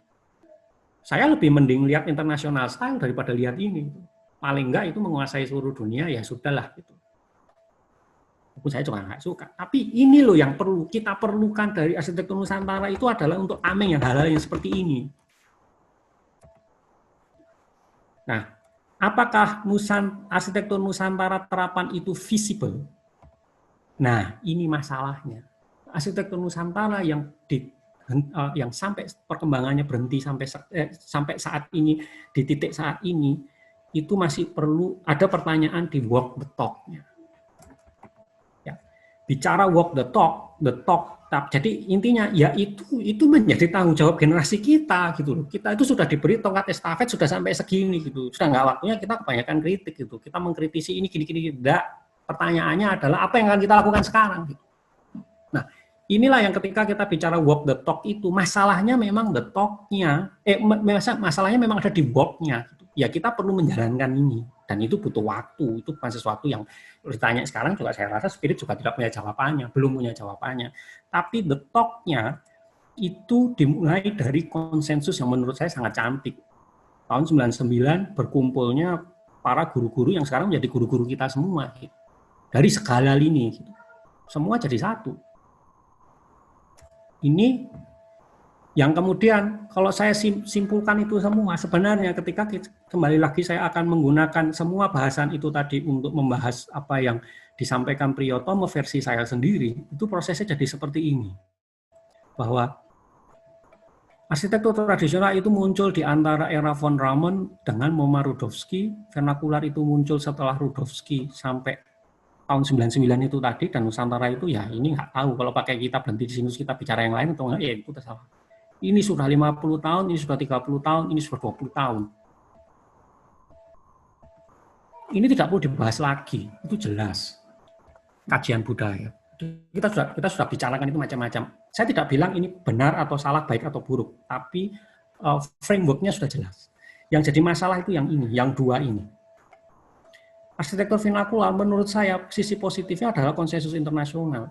Kami sudah membuktikan ketika kita menggunakan arsitektur vernakular untuk kita bicara di spirit, kita baik itu di Asia maupun di Eropa, itu sangat diterima dan bisa diterima. Itu adalah senjata.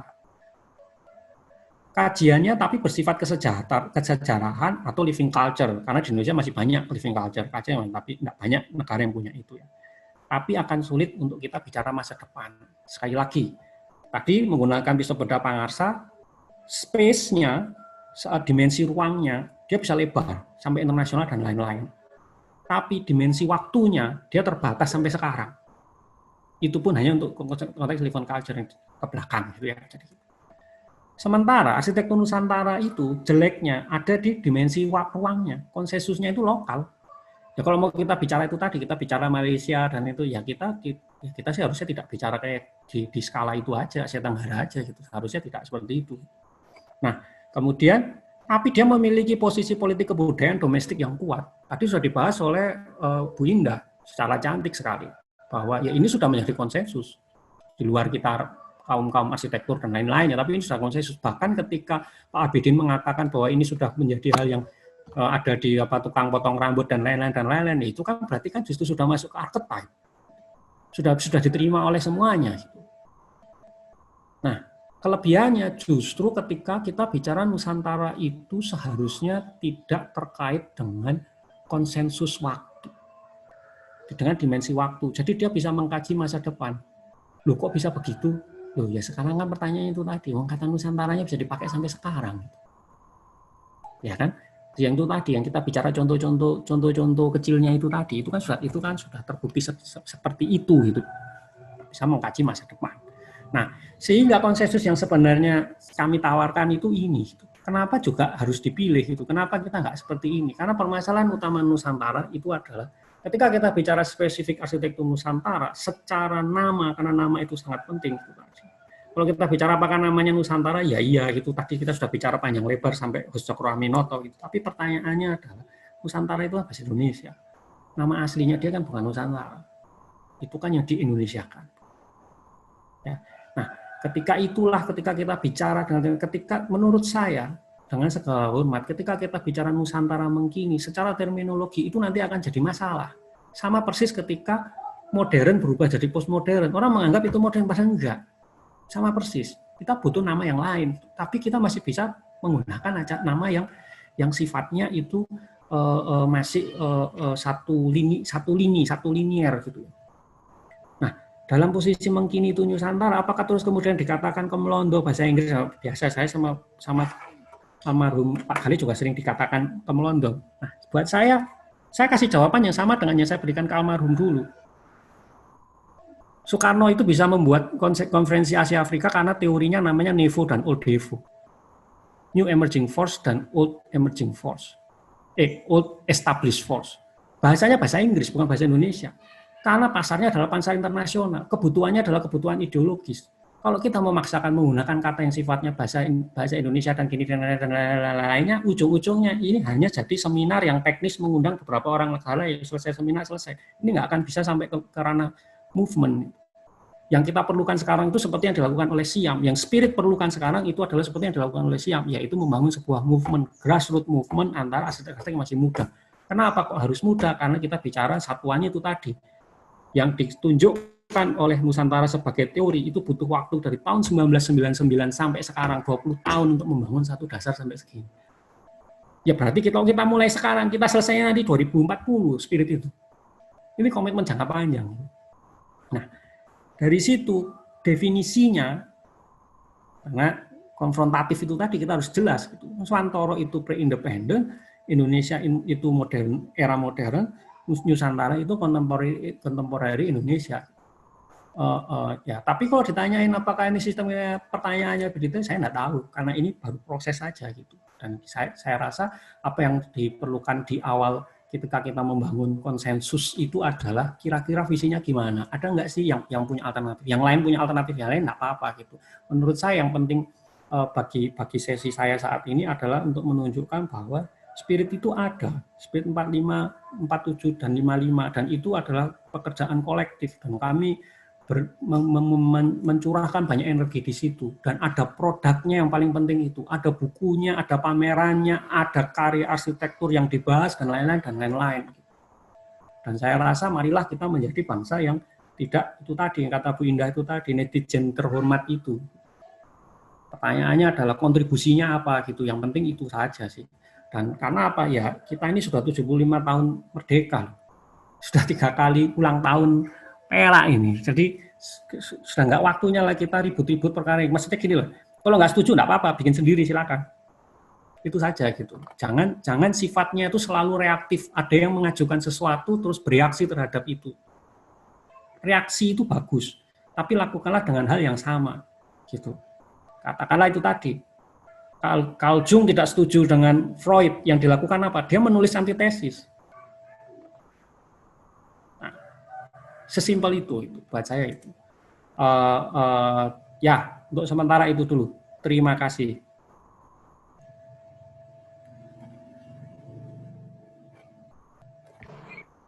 Halo. Oke, Eka, terima kasih atas presentasinya. Ini disclaimer dulu nih, karena di dalam moderasi ini saya di Omah ini sangat menjaga betul independensi para pembicara gitu. Jadi pembicara-pembicara ini memang kami jaga netralitasnya dari satu dengan yang lain. Jadi setiap pembicara bisa melakukan posisi dan reposisi. Dan saya tidak memberikan brief utama khusus gitu ya tentang Nusantara ini, yang diharapkan sebenarnya dengan memberikan Pak Abidin untuk datang ke Omah Library itu bisa memberikan semacam tidak mulai dari awal gitu. Kenapa sih tidak mengundang Pak Joseph misalnya? Karena yang diharapkan adalah memberikan sebuah pemahaman yang di luar lingkaran gitu. Jadi akan membantu diskursus dari internal dan eksternal. Dan saya sendiri berpikir bahwa niatnya adalah menjembatani. Oke, terkait disclaimer pertama sebelum kita mulainya diskusi secara baik dan membangun. Disclaimer yang kedua adalah saya juga tidak selalu sependapat dengan Eka dan juga dengan Andi. Juga terkait dengan spirit, sebenarnya saya secara joke bilang ke Eka udah saat itu dibubarkan gitu. Karena buat saya tidak akan produktif apabila menjadi semacam sebuah agen yang hanya di quote unquote ada hegemoni tertentu, meskipun mungkin di pertunjukan tadi sudah tidak bisa dihindari. Tetapi biarkan ini kita bicarakan secara lebih terbuka gitu, apa adanya. Dan yang ketiga, di dalam spirit sendiri juga saya tidak setuju dengan beberapa hal yang ada digagas oleh beberapa rekan-rekan gitu, yang tadi terkait dengan tadi ada Andi dan sebagainya. Tapi kami mungkin lebih baik ketidaksetujuan itu dibahas di dalam sebuah buku gitu kali kayak. Jadi supaya tertulis di kita itu tertulis gitu. Jadi saya pikir tapi statement pribadi, personal dan profesional itu seharusnya dibicarakan supaya setiap ada forum dibicarakan secara terbuka dengan penuh hormat. Jadi menurut saya seperti itu untuk membuka disclaimer-nya ya Kak, karena saya perlu mengamankan juga pembicara-pembicara yang lain gitu, karena ada di dan sebagainya gitu. Jadi karena ada Pak Abin, ada Alfa, ada Cahyo, nanti ada Mitu, ada Devri, dan ada Altra, dan ada Mas Jo Adianto yang mungkin punya dimensi-dimensi yang lain gitu. Menurut saya seperti itu. Jadi kita mulai kalau gitu diskusinya dengan sehat dan konstruksi membangun gitu ya. Saya pikir dengan begitu mungkin kita bisa mengkonstruksi dan rekonstruksi ulang pemikiran yang menurut saya semuanya pasti ada yang lebih baik daripada masa lalu gitu. Saya pikir begitu. Oke, terima kasih. Mungkin ada pertanyaan dari Eka, Alfa gitu ya. Habis itu dari Alfa gitu ya. Meta klasik sama dengan klasik or klasik tanda tanya gitu. Meta modern sama dengan modern of modern tanda tanya. Meta modern, postmodern, postmodern of postmodern. Jadi gini, saya pikir ini sedikit berkebalikan sama tadi kuliah dari Bu Indah, karena ini istilahnya langsung diberondol begitu saya di depan gitu. Tadi kalau Bu Indah sedikit men-setting dari belakang gitu ya kondisinya. Kalau Eka lebih frontal gitu, maju ke elemen, habis itu mencoba membuat proposisi gitu, sebuah tawaran spekulasi gitu. Dan saya pikir itu sah-sah saja gitu. Nah, akhirnya muncul akan ada banyak pertanyaan. Kak, mungkin itu mungkin bisa ditanggapi dulu, silakan Kak. Ya, kalau saya sih nanggapinya, saya tidak bisa menjawab pertanyaannya, tapi intinya gini sih, kita perlu bikin kelas yang khusus untuk itu gitu. Makanya sebenarnya kan tadi saya sampaikan di muka bahwa sebenarnya ini adalah seperti teaser untuk 3 kelas lah, anggaplah seperti itu. Karena kita akan bicara, istilahnya gini lah, kita perlu membahas buku-buku yang sudah kita create bersama secara mendalam satu persatu. Jadi yang ditanyakan oleh Alfa tadi itu kan yang di buku pertama, yang buku putih itu. Di situ sudah dijelaskan, di situ maksudnya gimana. Nah, untuk kita bisa mendiskusikan itu agak susah kalau waktunya itu mepet gitu. Tapi yang jelas kalau saya istilahnya gini, konteksnya itu kita harus masuk ke ranah filsafatnya dulu memang gitu. Tapi kalau kita bicara di sisi hegemoni, justru teori baratnya itu sendiri sudah terhegemonik sendiri gitu. Jadi kita kan harus menggunakan, kenapa sih kok yang dipakai itu Walter Truth Anderson? Karena ketika saya di Prancis setahun sebelumnya juga faktor pertanyaannya itu ketika kita menggunakan dalam tanda kutip teori-teori yang tradisional European itu sudah beku, sudah tidak bisa digunakan. Karena kalau kita mau menggunakan yang lain itu tadi gitu, bahwa pada akhirnya sebenarnya batas demarkasinya jelas kok antara klasik, antara mana yang proto, mana yang neo dan mana yang meta itu jelas. Cuma ya itu tadi kita perlu kuliahnya sendiri atau ya nunggu bukunya mungkin. Ini maaf, sorry itu saya bukan bermaksud lari dari pertanyaannya. Karena ya itu tadi kalau mau dijelaskan ya saya buka slide yang lainnya gitu kan, jadinya seperti itu. Tapi poinnya sebenarnya begini sebenarnya, bahwa semua yang membuat dunia arsitektur kita itu jadi chaotic, dan menurut saya bahkan Jenks itu melihat itu. Jenks ini kan berusaha bikin map tapi kan nggak jadi-jadi gitu. Karena itu tadi semua yang sudah ada di masa lalu. Jadi kok misalnya dari zaman klasik ke zaman modern itu jelas hanya ada 2 mainstream besar. Itu kan. Nah, begitu kita melewati era modern itu kan mainstreamnya sudah banyak, dan begitu dia semua masing-masing beranak sendiri. Nah, itu yang perlu diperjelas perbedaannya gitu. Dan menurut saya masalahnya Jenks itu adalah dia bermain di ranah dimensi waktu iya, tapi dia tidak bermain di ranah dimensi ruang yang berbeda, ruang kebudayaan. Ya, kita bicara ruang kebudayaan nanti kan akan dibahas lebih mendetail sama Mbak Mitu kan ya. Tapi ruang kebudayaan dunia itu nggak singular gitu, tidak pernah singular dan tidak akan pernah singular. Jenks itu kan hanya melihat dari satu kacamata ruang kebudayaan. Menurut saya itu. Oke, Kak. Thank you. Mohon maaf Alfa kalau nggak ini nanti kayaknya kita. Tapi thank you. Basically, saya mau kasih disclaimer yang ketiga ya. Tadi ada jalan nasib kayak itu sih, Kirana lupa tadi melakukan sinopsis, Kak, bukan maksud. Tapi saya tadi melihat bahwa udah dibaca Kirana, dia harusnya itu saya yang bacain, maka saya tadi udahlah. Oh, enggak apa. Jadi mungkin harus dikelirin karena buat saya itu lebih bagaimana bisa mengkelirkan dialog yang terjadi gitu ya. Jadi jangan sampai nanti ada kayak, wah ini konspirasi nih rilis. Enggak. Oke, clear. Oke, kita lanjut ya, Kak. Yuk. Oke. Saya meminta diskusi supaya apa adanya dan kita mengalir dan setidaknya ini bisa direkonstruksi secara sehat. Oke, Nanda mungkin ada beberapa poin. Mau nongol nggak, Nanda? Boleh. Enggak dulu deh, kan ada tuh. Oh, silakan. Oh iya, Nulis apa ya?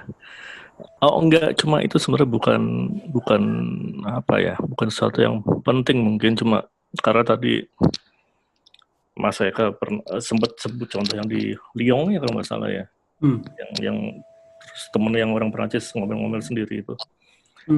Enggak, saya setuju bahwa memang Eropa nggak homogen seperti itu sih. Saya pernah lihat sendiri kasusnya di Inggris juga yang saya tulis eksebisi sebentar tentang sejarah Celt di British Museum. Itu kan, dan terang-terangan di tulisan kuratornya disebut bahwa ini untuk melawan sejarah resmi yang Romani-sentris. Sejarah resmi Inggris itu Romani-sentris sebetulnya. Dan mungkin itu yang membuat Inggris menjadi imperialis besar di abad 19 juga sebenarnya. Nah ini cuma informasi aja. Cuma hal yang lain yang tentang tadi Majapahit diangkat ya. Mungkin karena kaitannya dengan istilah Nusantara yang diasosiasikan dengan, ditemukan tepatnya, pada teks negara Kertagama kan gitu. Yang mana sebenarnya kopinya yang menjadi dasar adalah kopi, saya nggak tahu kopi edisi atau apa dari negara Kertagama yang ditemukan di Lombok sebenarnya nggak. 1890 sekian saya lupa, setelah Lombok ditaklukkan oleh tentara kolonial itu. Kalau nggak salah Brandeis yang terus kemudian dikirim untuk membacanya gitu, sehingga kita tahu ada istilah Nusantara itu dengan definisinya. Yang ini menurut seorang sejarawan Kanada yang belajar tentang Indonesia, di zaman kolonial dulu, karena tadi disebut bahwa Soekarno dan lain-lain bicara tentang Nusantara, Majapahit itu ya. Majapahit di zaman kolonial dulu, kalau kita lihat buku-buku menurut Wood, si sejarawan Kanada itu, sejarah resmi kolonial itu kan bicara tentang sejarah Indonesia, masa prakolonial, kolonial dan itulah sampai 1920-an, 30-an, 42 lah. Ketika bicara tentang sejarah prakolonialnya, buku-buku teks di zaman Hindia Belanda itu sangat Jawa sentris umumnya. Ya mungkin terkait dengan sosial Darwinisme yang mereka percaya atau apa, saya nggak tahu. Pokoknya sangat Jawa sentris, dan Majapahit punya ruang yang besar sekali jadi tema utama dari narasi tentang prakolonial tersebut. Menariknya di zaman, kalau Soekarno ngomongnya lain, Soekarno masih nyebut bukan cuma Sriwijaya juga, tapi kerajaan-kerajaan lain sederetan gitu lah ya. Sederetan dia sebut lah. Jadi Soekarno nggak hanya bicara Majapahit, itu nggak cuma Soekarno, maksudnya segala Soekarno dan teman-temannya. Mereka sebut macam-macam kerajaan, dan jangan lupa bahwa kalau kita bicara tentang Majapahit di sejarah Melayu, gitu, mereka sejarah Melayu bicara tentang nasibnya Singapura sekarang, Temasek, itu kan kesannya Majapahit ya imperialis, Temasek diinvasi memang menurut sejarah Melayu. Tapi teks-teks yang lain tergantung daerahnya, ada yang diinvasi, ada yang baik-baik aja nggak diinvasi atau apa. Dan ada temuan arkeologis juga nggak salah baru-baru ini di Sulawesi ya, yang menunjukkan mereka tidak ditaklukkan oleh Majapahit. Mereka bagian dari the realm of Majapahit, tapi caranya damai. Bahkan jadi supplier barang-barang logam yang bermutu tinggi ke Terowulan segala macam. Nah, ini temuan baru. Tapi anyway gini, balik ke Majapahit menurut versi kolonial.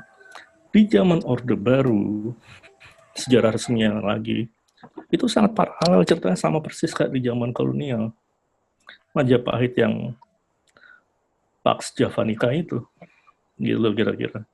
Artinya yang paralel dengan cerita Romawi yang ekspansi Pax Romananya di Eropa, gitu. Jadi kadang kalau kita bicara hal, mengacu apa yang didasari dengan Majapahit ini, kita perlu hati-hati. Ada Majapahit the real thing, yang mana ini harus dikaji oleh para arkeolog, para sejarawan, para filolog dan lain-lain. Dan ada Majapahit the myth, mitos Majapahit, yang mungkin diproduksi di zaman kolonial, diulangi lagi di zaman Orde Baru. Cilakanya orang yang hidup di zaman Orde Baru masih banyak nih sekarang nih, kita juga. Itu kira-kira itu aja sih. Oke, clear. Nanda, terima kasih ya Nanda. Thank you. Oke. Eka ada tanggapan? Ya, sebenarnya kan gini, pertanyaan Nusantara itu, Majapahit itu kan saya hadirkan karena ada pertanyaan ke Pak Abidin yang sebenarnya menurut saya tidak dijawab oleh Pak Abidin itu, dan saya rasa itu tepat karena saya rasa bukan dijawab sih sebenarnya, waktu itu dijawab apa ya, counternya itu apa, tapi poinnya sebenarnya kan itu tidak mengacu kepada tatanan presentasi yang disampaikan oleh beliau kan gitu kan. Nah, sementara konstruksi presentasi yang saya siapkan itu sangat bisa mengarah ke sana. Nah, yang justru saya pertanyakan itu adalah ketika kita bicara Nusantara sebagai kata serapannya. Ketika kita bicara Nusantara sebagai serapan yang diasosiasikan oleh Majapahit, kan begitu. Kan ini jadi kan ini kan bukan kebalik ini. Pertanyaannya kan dari Nusantara dulu, bukan dari Majapahit gitu kan. Tapi kan pernyataannya dari pernyataannya itu kan dari Nusantara dulu, bukan dari Majapahit. Tapi pertanyaannya itu berangkat dari Majapahit. Saya masih simpen sih teks kata per katanya gitu. Jadi pertanyaannya itu kan, jadi ini yang tadi ini jadi pertanyaannya. Jadi kan sekarang kan gini. Itu benar, saya sepakat ketika itu tadi saya bilang bahwa sejarah itu akan selalu berubah tergantung dengan saya rasa kalimat terakhirnya Mas Nanda itu yang paling bisa menggambarkan itu tadi. Kita mau melihat myth-nya atau kita mau lihat the real thing. Nah, tapi ketika kita bicara myth arsitektur Nusantara, karena bahasan kita itu ada di situ, itu kan literally kita bicara myth-nya, bukan the real thing. Karena seperti yang tadi dikatakan oleh dalam slide-nya Pak Yosep itu, bahwa arsitektur Nusantara tidak sama dengan arsitektur Majapahit. Berarti kan kita bicara myth-nya. Nah, ketika kita bicara myth-nya dan itu dipertanyakan koneksi antara myth Majapahit dengan keterhubungannya dengan Indonesia secara identity, nah itu kan sesuatu yang sudah bersifat konsensus. Ketika kita menggugat konsensus itu, maksudnya gini loh, ketika itu sudah, apakah bisa itu digugat? Itu tadi yang saya bilang gitu. Memang benar gitu. Pada akhirnya kita membicarakan itu as a myth. Sama seperti itu tadi, kita bicara tentang Garuda Indonesia, kita bicara tentang merah putih, itu semua simbol. Pada akhirnya kan seperti itu gitu. Nah, sehingga itu tadi bahwa justru poinnya itu adalah ketika kita tidak menggunakan itu, maksudnya apakah mungkin Indonesia itu bisa menjadi sebuah negara di masa itu ketika tidak ada dalam tanda kutip simplifying history. Kalau kita ketika para founding fathers kita tidak melakukan itu, tidak memilih salah satu jalan dan lain-lain situ, termasuk misalnya merevisi draft dari sila pertama Indonesia, sila pertama di Pancasila, ya Indonesia itu tidak akan pernah ada. Gitu. Pasti ada konsensus. Dan ketika kita bicara konsensus, itu kita ada unsur myth di konsensus, itu pasti. Karena we cannot make everybody happy. Itu sudah pasti. Nah, sehingga kalau itu yang mau digugat, maka yang digugat itu konsensusnya, bukan arsitektur Nusantaranya. Ini harus clear dulu, gitu loh. Jadi yang digugat ini Nusantara sebagai kata serapan dari Majapahit atau Nusantara sebagai konstruksi ilmu arsitektur. Ini yang mana yang mau digugat? Jadi kira-kira seperti itu. Tapi saya rasa justru saya sebenarnya juga dari awal bingung. Tapi dengan penjelasan Mas Nanda tadi justru jadi terima kasih gitu menurut saya. Oh ya benar juga ya, karena ada dimensi mythicalnya itu. Atau yang ya kalau kita sering diskusikan kan archetypal ya, jadi sangat Jung ya, kolektif archetype akhirnya kan seperti itu. Kalau kita merujuk ke Jung kan kita bicara kolektif archetype, waduh lebih repot lagi itu. Oke, clear. Kan sebenarnya kan kuliah kali ini kan tentang bagaimana mendudukan secara teori ya. Sebenarnya kuliah kan seperti itu. Jadi bukan mendudukan secara istilah sih. Menurut saya mungkin saya harus klarifikasi ke arah situ dulu sih. Jadi begitu tadi, ini sebagai sebuah demonstrasi ya. Sampai ke turunan ada spekulasi dan sebagainya gitu. Oke, clear. Dari Bu Melati mungkin dari Pak Nurudin mungkin statementnya mungkin sama kali ya sama tadi sebelumnya dari Pak Nanda ya, bahwa sebenarnya Majapahit itu dari Nat Geo ya, beliau bilang memang siapa tahu Nat Geo sebagai satu historis mungkin masih debatable. Betul. Saya mungkin menantikan Pak Nurudin kalau bisa menulis sesuatu bisa sangat baik gitu, yang nanti bisa dititipkan di Oma Library untuk sebagai sebuah wacana gitu, untuk memicu perdebatan dan klaim-klaim sepihak gitu. Jadi lebih baik mungkin bisa dari reposisi, jadi bisa makin jelas ya. Betul. Seperti itu. Oke, dari Alpha mungkin bisa lebih cocok ini sebagai sebuah tawaran dari Alpha gitu. Istilah-istilah itu ditambahin ism, classicism, modernism, postmodernism, nusantaraisme, pemahamannya bisa berbeda ya. Mungkin Alpha mungkin ditunggu juga tulisannya.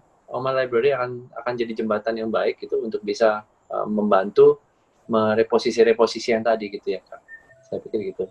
Oke, dari Melati mungkin saya minta beliau bicara mungkin. Melati masih ada nggak? Iya. Silakan Melati. Halo, selamat Oh siang. iya, ya selamat siang. Terima Ya, kasih silakan. waktunya. Tadi saya melihat beberapa presentasi yang diambil juga dari webinar sebelum-sebelumnya itu kan menyandingkan intinya kan menyandingkan Eropa dengan yang tradisional atau Nusantara atau Asia itulah pokoknya itu kan ya. Nah, kalau semisal saya minta tanggapannya. Kalau semisal penyandingan itu tadi antara Eropa dengan Asia, itu pada akhirnya tujuannya hanya untuk mengasiakan Eropa atau mengeropakan Asia, itu kan jatuhnya kok seperti jualan globalisasi yang tadi disebutkan juga. Tadi ada istilah globalisasi juga kan ya. Nah, itu kan akhirnya terbatas hanya pada tren itu. Sedangkan teori itu adalah sesuatu yang diyakini yang sifatnya masih bisa berkelanjutan gitu kan ya, yang itu diteorikan. Nah, bagaimana akan berbeda ketika penyandingan itu sebagai upaya perenungan untuk mencari lifestyle di masa itu dan di daerah tersebut, di area tersebut itu yang akhirnya bisa lebih everlasting karena sejarah kan masih ada kemungkinan untuk bisa berulang gitu. Pola hidup manusia itu juga bisa saja berulang, pilihannya apa gitu. Nah itu, dan justru sebagai contoh misalnya penyandingan antara konsep ruang luar, ruang dalam ini saya juga masih pemula ya, jadi masih belajar juga penyandingan teori ruang luar dan ruang dalam. Itu jika menyandingkan antara rumah tradisionalnya di Jawa dan Bali akan menghasilkan definisi yang berbeda dengan jika menyandingkan lagi antara Barok dengan Bali gitu loh. Nah, di sini kan jadi ada variasi nih. Nah, bukankah variasi ini yang seharusnya yang bisa diteorikan karena kan melihat dari itu tadi karena itu dipengaruhi juga budayanya, sosialnya dan faktor waktunya di masa itu gitu. Terima kasih. Silakan, Kak. Ya, terima kasih Ibu Melati. Jadi kalau dari saya gini ya, justru di presentasi saya tadi, saya juga kayaknya menyampaikan ya, ada sisi-sisi yang saya juga tidak sepakat. Jadi pertama gini, supaya jelas dulu, saya itu tidak pernah ikut webinarnya WHO. Tapi karena mereka itu semuanya ada di YouTube, jadi semua orang itu bisa melihat. Nah, karena saya ingin mempersiapkan materi untuk acara ini, dan saya ingin memulai langsung dari Pak Abidin, dan menurut saya itu adalah pilihan yang sangat bijak untuk memasukkan Pak Abidin sebagai pembuka, gitu. Karena terus terang kami itu tidak pernah ada rencana ya rilis ya, bahwa kita mengalir aja kan begitu. Jadi presentasi ini saya buat justru setelah saya melihat punyanya Pak Abidin gitu. Saya karena buat saya serius itu bukan terus semua bicara sendiri-sendiri, semua harus saling bernegosiasi satu dengan lain, saling memposisi. Justru kan tadi sebenarnya awalnya itu saya tidak ingin mempersiapkan ini. Jadi saya merasa bertanggung jawab karena saya mau memulai dari Priyotomo. Saya perlu tahu Priyotomo ini sebenarnya yang disampaikan apa. Nah, saya sudah baca beberapa bukunya, tapi kan itu ya kalau baca itu ada keterbatasan ingat juga. Karena ada webinarnya, saya lihat itu semua satu persatu sampai nomor 15. Nomor 16 saya belum lihat. Nah, dari situ saya justru dalam proses melihat itu selama seminggu ini, saya melihat, oh ternyata begini maksudnya. Nah, tapi saya juga mengatakan bahwa saya ada beberapa hal yang saya tidak setuju. Terutama ketika kita bicara penyandingan langsung. Terutama ketika kita bicara golden section, itu ada metodenya sendiri. Nah, kalau yang Ibu maksud adalah itu, saya setuju sekali. Itu tidak bisa seperti itu terus disandingkan, itu jadinya kontraproduktif.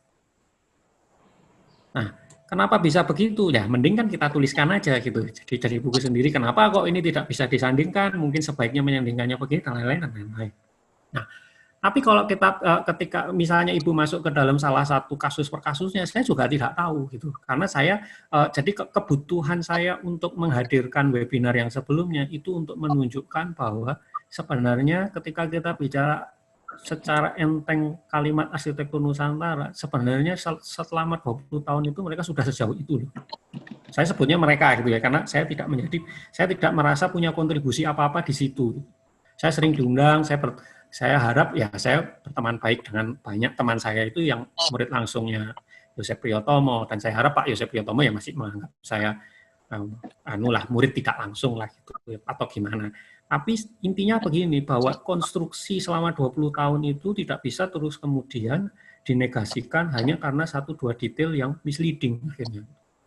Itu Pak. Nah, itu tadi. Nah, saya malah setuju kalau misalnya Ibu mengatakan bahwa misalnya di sisi interior ini tidak gini gitu. Nah, itu tapi ya kembali ke seperti Bu Indah tadi ya, itu kan pertanyaannya harus ditanyakan ke yang mengajuk yang mewebinarkan itu sebenarnya. Tapi kalau menurut saya justru fungsinya Oma Library yang ada di tengah itu adalah itu gitu. Kenapa tidak terus bikin webinarnya gitu? Bikin webinarnya yang seperti Ibu tadi sampaikan gitu, bahwa ketika ini kita bicara antara yang barok dan yang inilah, kenapa nggak dibikin aja gitu kan, pada akhirnya gitu. Saya juga akan sangat penasaran untuk mengetahui itu. Kalau saya pribadi terus terang saya lebih ke minat saya itu lebih ke arah sistem konstruksinya gitu. Dan di situ memang saya belajar banyak, dan itu yang menurut saya belum. Ya istilahnya gini lah, kalau kita ngasih contoh aja lah biar gampang lah. McLean Pond itu sudah bermain di ranah re-engineering. Dia nggak ngambil langsung, tidak copy paste, tapi sudah di re-engineering.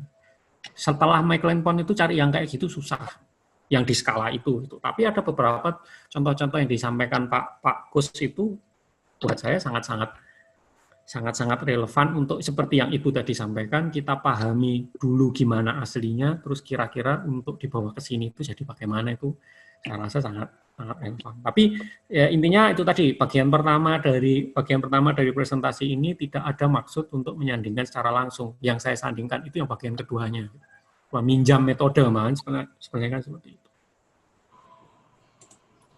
Oke, Kak. Mungkin terakhir ya dari Pak Suwardana ya, mungkin nggak sih kita gerakan kontemporer Indonesia dapat mengglobal seperti Ciam ketika kata Indonesia masih tercantum? Kalau menurut saya pribadi ya nggak bisa, karena urusannya sekarang ketika kita bicara globalisasi, maksudnya gini lah, sesimpel ketika kita membuat jadi istilahnya gini, hanya untuk mengundang teman-teman datang aja itu sudah butuh energi yang sangat-sangat besar. Bagaimana? Karena gini, ketika ini bukan acara yang sifatnya seperti acara ya kita punya apa istilahnya pada umumnya ya, kita itu selalu, menurut saya begini, kita ini banyak terjebak dengan acara-acara, kita bicara arsitektur kapitalistik lah, apapun lah itu, katakanlah itulah, tapi kita selalu terpikat sama yang namanya acara di hotel yang ada sponsornya dan lain-lain, itu kita perlu gitu. Tapi ketika kita bicara movement, itu tidak bisa melakukannya seperti itu. Seperti yang Siam dulu lakukan di awal. Tapi setelah lewat Siam 4 kan mereka terus jadi elit dan lain-lain ya. Tapi movement itu kita tidak bisa seperti itu. Harus ada dorongan langsung dari dalam jiwanya itu kan. Nah, ketika kita bicara movement, hal yang pertama kali perlu digerakkan itu adalah common ground. Begitu kita bicara lokus yang sangat lokal, kita bicara Indonesia, sebesar apapun negara kita, itu lokal ketika kita bicara di konteks oriental globalization itu tadi. Itu jadi nggak bisa gitu. Itu bisanya kan kalau misalnya difasilitasi oleh kementerian, ASEAN, dan lain-lain, atau ini hubungan kerjasama antar kampus ini dan kampus itu baru bisa. Tapi itu tidak murni datang berangkat dari grassroots. Ketika kita bicara dari grassroots, itu harus kita bicaranya konstruksi kurasi yang menjadi inti undangan kita ke rekan-rekan itu adalah common ground. Dan mencari common ground itu saya rasa akan susah kalau kita bicara di tataran itu tadi. Kita sebagai orang Indonesia mengundang, itu kan susah. Bahkan kalau saya ngomong gini ya, bukan ini perkara tidak pede atau gimana, tapi saya ingin mengelaborasi lebih lanjut sedikit aja. Justru itu yang menjadi alasan kenapa kita bikin Spirit 47 tidak di Indonesia ya. kita bikinnya di Hong Kong, kita bikinnya di Cina. Karena kalau kita bikin gerakan pertama Asianya itu di Indonesia, bukannya saya itu tidak pede, tapi saya realistis, kira-kira nggak ada yang datang. Dan itu strategi gitu. Ketika kita sudah berhasil mendatangkan mereka dan kita menjadi teman, kalau kita bicara Hong Kong ya jelas konstruksinya adalah konstruksi Tiongkok. Tiongkok itu sudah masuk superpower sekarang. Konstruksinya itu banyak yang jadi kita bisa pinjam. Dan itu yang menurut saya justru menjadi kunci yang perlu kita mainkan. Oke.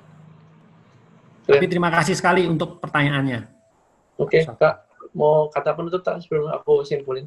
Ya, kalau saya sih sederhana ya. Maksudnya mohon maaf kalau ada banyak kata-kata yang kurang berkenan, tapi yang ingin saya sampaikan di sini itu memang sifatnya sangat personal dan sangat subjektif. Saya setuju untuk ikut acara ini karena dari awal Ririt juga menyampaikan itu, bahwa ketika kita bicara konstruksi, apapun nanti bagiannya, mau teori, mau ini atau lain, itu kita bisa bicara secara subjektif. Jadi barang yang saya sampaikan ini adalah sesuatu yang sifatnya sangat subjektif. Tentu di situ ada entitas-entitas seperti spirit yang ada di Ririt juga dan lain-lain, tapi kan saya membahasakannya itu secara subjektif, saya pribadi. Nah, ini jelas masih banyak lubangnya karena kami kan baru mulai gitu. Nah, harapan saya itu justru bukan terus banyak yang bergabung gini gitu, tidak. Harapan saya itu seperti yang saya sering bicarakan di banyak forum yang lainnya. Harapan saya itu yang lain-lainnya bisa bikin punyanya sendiri-sendiri. Sudah justru menurut saya sudah tidak waktunya kita pola siam itu penting untuk kita lakukan hanya untuk beberapa kalangan, untuk tidak. Saya ingat karena kita baru editing videonya ya Riz ya, ingat saya nggak tahu Riz sempat lihat apa enggak. Ketika saya presentasi tentang siam selesai, saya rasa ini akan jadi penutup yang bagus. Ada rekan saya Swati Janu, saya kenal sudah lama sekali Swati, sejak tahun 2010-2011, 10 tahun lebih, dari India, yang berkomentar demikian. Ini sih bagus sebagai metode, kira-kira begitu. Kita berkumpul dan lain-lain, kita membicarakan sesuatu yang istilahnya bukan cuma sekedar ngobrolin proyek gitu ya. Yang kita bicarakan itu memang metodenya proyek, tapi yang kita obrolin kan lebih dalam dari itu. Tentang lain-lain lah, macam-macam. Tapi jangan sampai kita itu terus jadi elitis seperti siam. Gitu. Nah, saya rasa memang itu yang kemudian harus dihindari gitu loh, bahwa spirit itu ya cuma kelompok belajar. Kita kan selalu membahasakannya seperti itu. Apakah dia mewakili negara gitu? Kita tidak mewakili siapa-siapa, kita hanya mewakili kami sendiri. Nah, tapi harapan saya dengan menyampaikan webinar ini, saya hanya ingin menyampaikan bahwa kita tidak perlu alergi dengan yang namanya kacamata politik at some point gitu ya. Kecuali kalau politik praktis ya, itu benar. Kalau arsitektur Nusantara jadi politik praktis untuk jualan, nah itu kita harus hati-hati gitu. Tapi ketika kita bicara, saya rasa banyak orang yang setuju dengan saya ketika kita bicara, tidak hanya di Indonesia, jadi tidak hanya arsitektur Nusantara, tidak hanya di Asia, bahkan di Eropa juga terjadi, kita itu semua kehilangan orientasi. Nah, kita itu kan mencoba mencari orientasi. Ya, sebenarnya itu aja kan gitu. Dan itu bisa macam-macam, bisa yang suka teknologi ya orientasinya di teknologi juga tidak apa-apa gitu loh. Yang penting kan kita bergerak menuju sesuatu yang produktif. Sebenarnya kan kuncinya itu aja. Kalau berbeda ya enggak apa-apa, kita berbeda-beda. Tapi tetap satu juga. Mungkin itu aja dari saya. Oke, terima kasih. Terima kasih Eka atas presentasinya. Mungkin saya simpulin ya.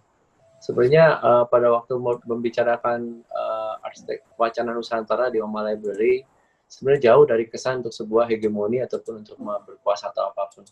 Ini pun juga tidak terkait dengan berjualan ataupun bisnis gitu ya. Tapi sebenarnya kalau kita lihat apa yang disajikan oleh Eka gitu ya, ini kan sesuatu yang sangat personal. Lagi kalau misalnya saya bisa sedikit-sedikit sambungkan gitu ya, sesuatu yang sangat personal ini kan muncul dari sebuah ide untuk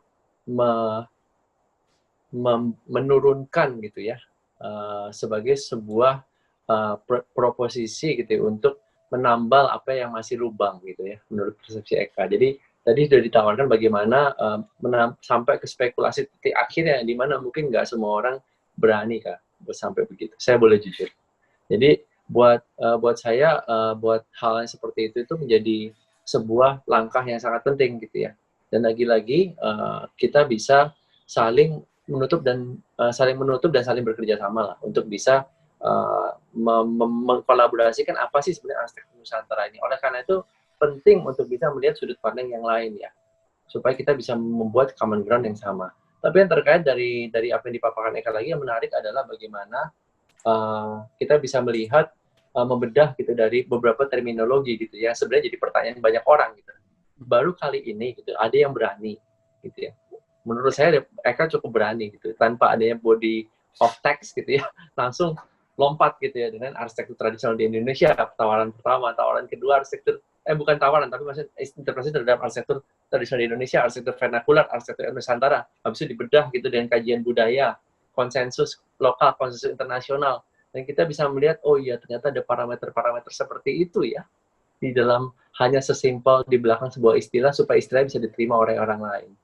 Jadi Eka, saya terima kasih banget udah mau sampai effort sampai segitunya gitu ya, bertindak atas nama kepentingan yang lain gitu ya, supaya kita punya common ground yang bisa setidaknya tidak saling, yang punya ada irisan gitu ya, yang tidak saling menegasikan gitu menurut saya. Dan dipaparkan dengan begitu lugas dan sangat menikmati betul cara pemaparannya dan argumen yang dibicarakan. Saya pikir itu Eka untuk ini. Terima kasih untuk kesempatannya, Rich dan tim. Terima kasih Eka untuk kaitan ke sebenarnya di minggu lalu dari Pak Abidin ngirim email ke kami gitu ya untuk beliau memberikan naskah untuk bisa diterbitkan gitu ya, buku kecil gitu soal Nusantara. Saya pikir untuk menjaga konsistensi naskah dan respons di diskusi, saya pikir ini ada baiknya dipublikasikan secara terbatas gitu. Jadi nanti kita tunggu aja dari teman-teman di Oma Library untuk bisa mem-wrap up sesuai dengan apa yang jadi diskusi dari Pak Abidin gitu ya. Nanti akan ada sudut pandang lain dari situ. Jadi itu menurut saya akan jadi sangat kaya. Saya pikir terima kasih Eka sekali lagi untuk diskusinya ini untuk membuka lagi untuk kedepannya gitu ya. Kita tunggu nanti di minggu depan gitu ya. Ada yang dari pemateri-pemateri yang lain gitu ya. Ada dari Mas Cahyo dan Robin ya untuk menggagas Nusantara dalam kaitan ke sejarah dan dalam kaitan ke kurasi gitu. Saya pikir terima kasih teman-teman semua untuk bisa berdiskusi secara sehat. Meskipun tadi ya topiknya sedikit seksi, panas yang saya bilang Mbak Henol tadi ya. Saya pikir semoga kita bisa menikmati betul perbincangan ini yang merupakan dialog. Yang saya ulangi lagi, kalau tidak peduli berarti aku tidak sayang. Jadi at least kita sangat peduli kepada hal-hal yang seperti ini. Semoga bisa menjadi jembatan yang bagus. Rahayu. Silakan Kirana. Ya, oke. Terima kasih Pak Eka, Bu Indah, Pak Rich, dan teman-teman semua yang udah antusias dalam diskusi hari ini.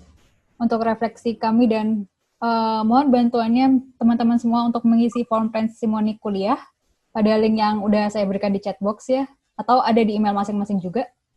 Dan seperti biasa, di akhir sesi kita ada foto bersama, jadi silahkan diaktifkan video-videonya. Ada Pak Nanda, Bu Sutrisno, Dana ada di situ, Pak Punto, Mbak Dwika, semuanya ya, Melati, Irma, Pak Nurudin, ada Rofi juga, ada Bu Mila, ada Bu Irma, ada Pak Balina, ada Hikmi, Wakda. Saya pikir terima kasih atas hari Sabtu masih mau di acara ini dan selamat liburan di hari ini. Kayak gitu. Oke, sudah semua. Udah clear. Iya. Terima kasih juga Pak Bunto ada ya di situ. Sehat semua, Pak Indra Bakti, Sanggalang, terima kasih.